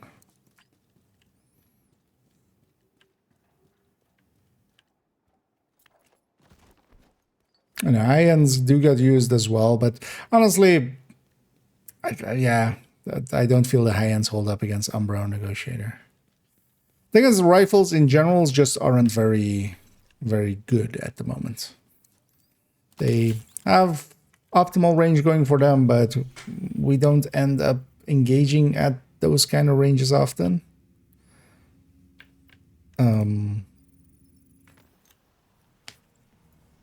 And they have a weak second stand. Oh, is it the Avatar run tomorrow? Nice. Okay, so we do have something beyond just conflict XP. The outfit and the tree spell.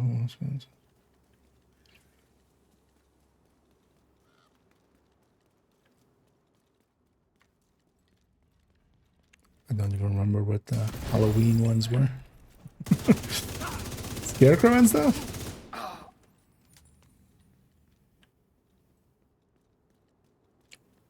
But oh, so nothing actually related to... Oh, it's not an apparel event? I assumed it was like apparel style event. I was assuming we're just getting, you know, some blue cosplay and Heavy ammunition detected. Detecting additional hostile contacts. some like military garb from the movie and stuff. Oh, okay, they've put out a page already. Now let's actually have a look at that. We took care of business here. It's knowing that their announcements are also all broken on their discourse and stuff. Hostile control point identified. I would sometimes like linger on Reddit to see just those kind of things, but I can't anymore either there. I've given up on Reddit fully.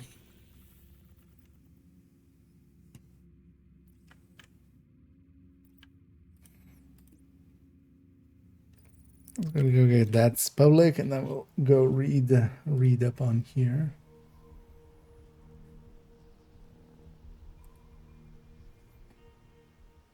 The high-end for rifle, yeah, overall, yes. Just from the thing is, you need to do the Umbra thing, but Umbra adds like even for quite a long duration of it will be ahead of high-ends. Just are really weak Detected.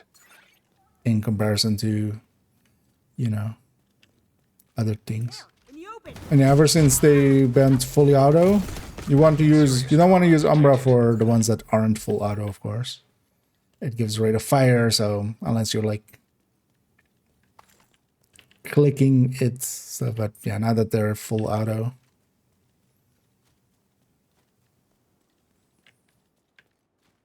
And same is true for Negotiator as well. It's pretty good for them. A Negotiator was always way stronger than high ends. If even marking just 2 targets, not even the full 3. It's only a heavy survival.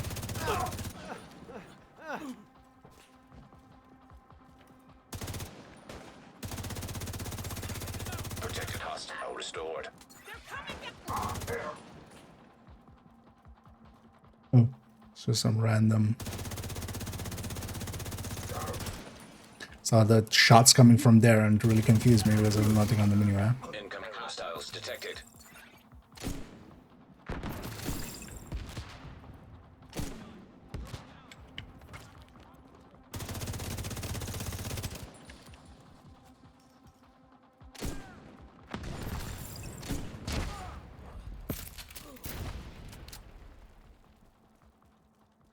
Kablamo!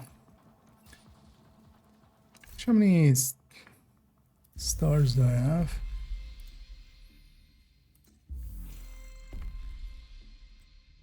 Okay, 96.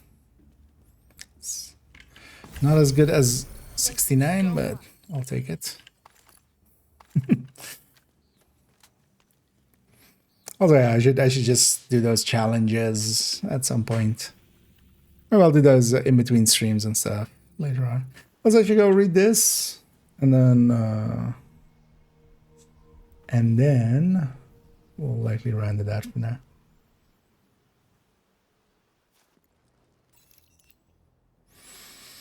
Indeed, well, actually, or is it the collab, or are we exterminating them? I'm not per se against exterminating them. Right. Good to see you. For the Emperor. Too bad they didn't. Yeah, let's go see what they actually have here. Yeah, so January 12th, so today, yeah. 2-minute read, so yeah. Oh, it's just literally like this, just a few paragraphs. And the Avatar's Frontiers of Pandora, which is because they got a thing right. 2 massive worlds come together as Avatar, developed by Massive Entertainment. In a special crossover event, bringing Avatar Frontiers of Pandora into Division 2, the entire set of collaboration rewards is free and can be earned through the themed project chain. Oh, it's a project chain? Okay. I was hoping that would do more, yeah, like the Rainbow Six one or something. January 13th to January 27th, so that's 2 weeks. Yeah, 2 whole weeks. This special event drops a 7-day project chain open to any agent who can access the project system. Each stage leads you to named enemies throughout the city, turning your daily run into a hunt that becomes more rewarding with each victory. So just wait. Each stage leads you to named enemies throughout the city. So is it just kill amount of names? Again, I'm guessing then. Or is it a specific name? Then it's just basically a mission, but kind of, you know. Completing the entire change grants all 4 pieces of the RDA Sec Ops, not Spec Ops, Sec Ops uniform, which is, I'm going to guess, that. Which, sure, fine, whatever. Along with eye-catching specialization weapon skins inspired by the Ash Clan, Sharpshooter, Gunner, and Firewall each get their own themed skin, letting you bring a touch of Pandora straight into your loadout. That is that a threat? Along the way, you will also collect named caches and exotic components. Yeah, actually, this might be one of those events again where they give a shit ton of exotic components. We'll have to see. 7-day project as well. Likely 6 days is where we get exotic components and not on the last. A new project unlocks each day, and all 7 need to be finished before January 27th. Log in, clear your targets, and claim the crossover gear before it disappears. Take care out there and enjoy the run, Agent. The Division 2 team. Yeah, so I'm gonna guess this is kind of a little bit of the look at the Sharpshooter one, which looks to be like made out of wood now or something, or rusted. One of the two. Hard to tell. Okay, so we have a project chain to do next week then. It's fine. Okay, just named ones. Yeah. At least those are pretty easy. It's just 1 bounty. Or weren't those 4 the last time through? Thanks for your business. Because I remember those being 2 bounties. It's too bad it's not together with the Krampuses anymore, because then you would have just accidentally completed all of it after a little bit, because you just get, you know, Krampus Laufs of that faction.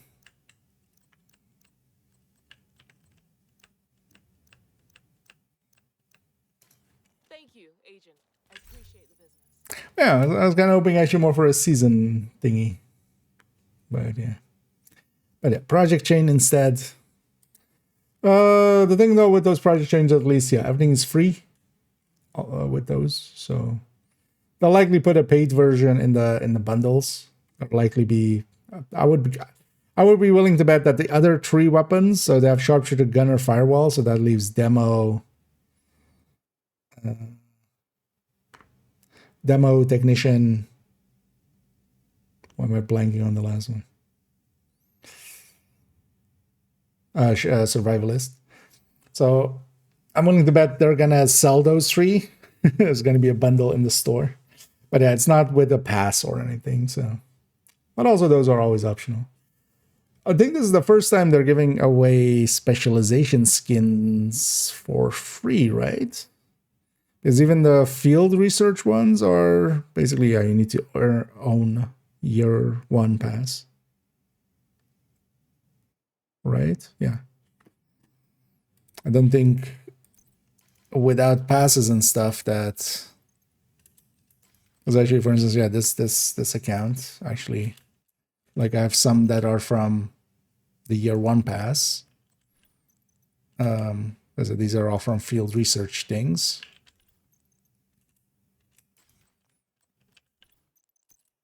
But this account that only, because on this account I only buy the season passes, and like it also does have ultimate, but I don't buy like random stuff and such. So this will be the first time they get a few. They'll have a gunner one, although I already had the firewall one from the field research, and the sharpshooter one as well.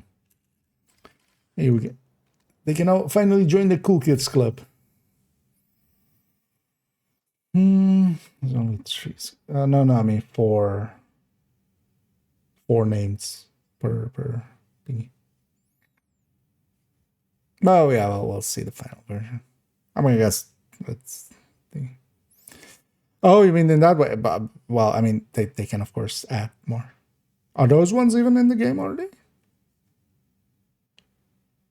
Because I'm gonna guess they might need to do a patch and stuff. But also, yeah, they can always add, of course. I'll be very surprised if they don't have something paid, either an alternate version of the uniform or the other 3 skin, or like another set of specialization ones or something. They're gonna have something tied into it that is paid, but just in the bundles. Yeah, let's take that away. Let's leave this on 9, so I remember where I was, even though that's going to be easy enough. It's January 16th. Oh, okay. Wait. Oh, January 16th? December 16th. Because January 16th would be the future, right? Yeah, December 16th. That's a Tuesday. But yeah, I get that. Come on over. Yeah, let's round out here. I'm gonna go take a little bit of a break. I could definitely use some food. I can definitely use some sleep. And then I'll be back in the evening. We'll record the other 8 parts of the build collection run through of character 5. That'll be the last one as well. And yeah, I kind of want to get them done before the Christmas decorations leave. And all of them are with Christmas decorations. So. But for now, I'm gonna go and take a few hours. I also need to do some work stuff. Actually, I should do some groceries as well, maybe. Seeing as today it's not very bad weather. I'll see about seeing if Botrix and everything works correctly and setting those up, and we'll see this evening if the announcements finally work again.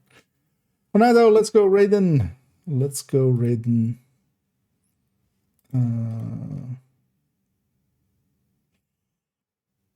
Oh, they're in different games. Okay. No idea. I'm following on that list. Let's see, though. Oh, yeah, let's do that. Let's go raid. Seeing as they've raided us several times as well. We'll repay the favor. Yeah. Let's go with Stalker, who's doing. What are they doing?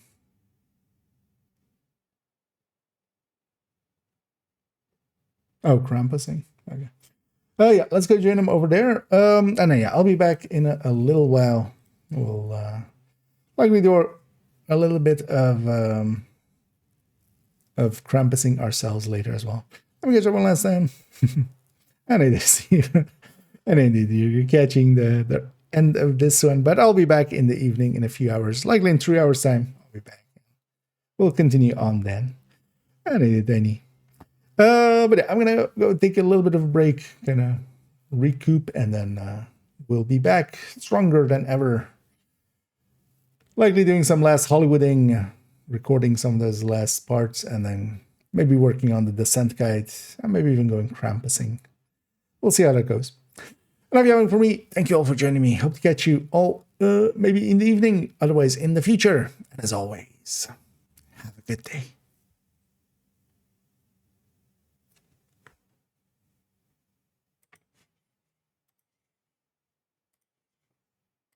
The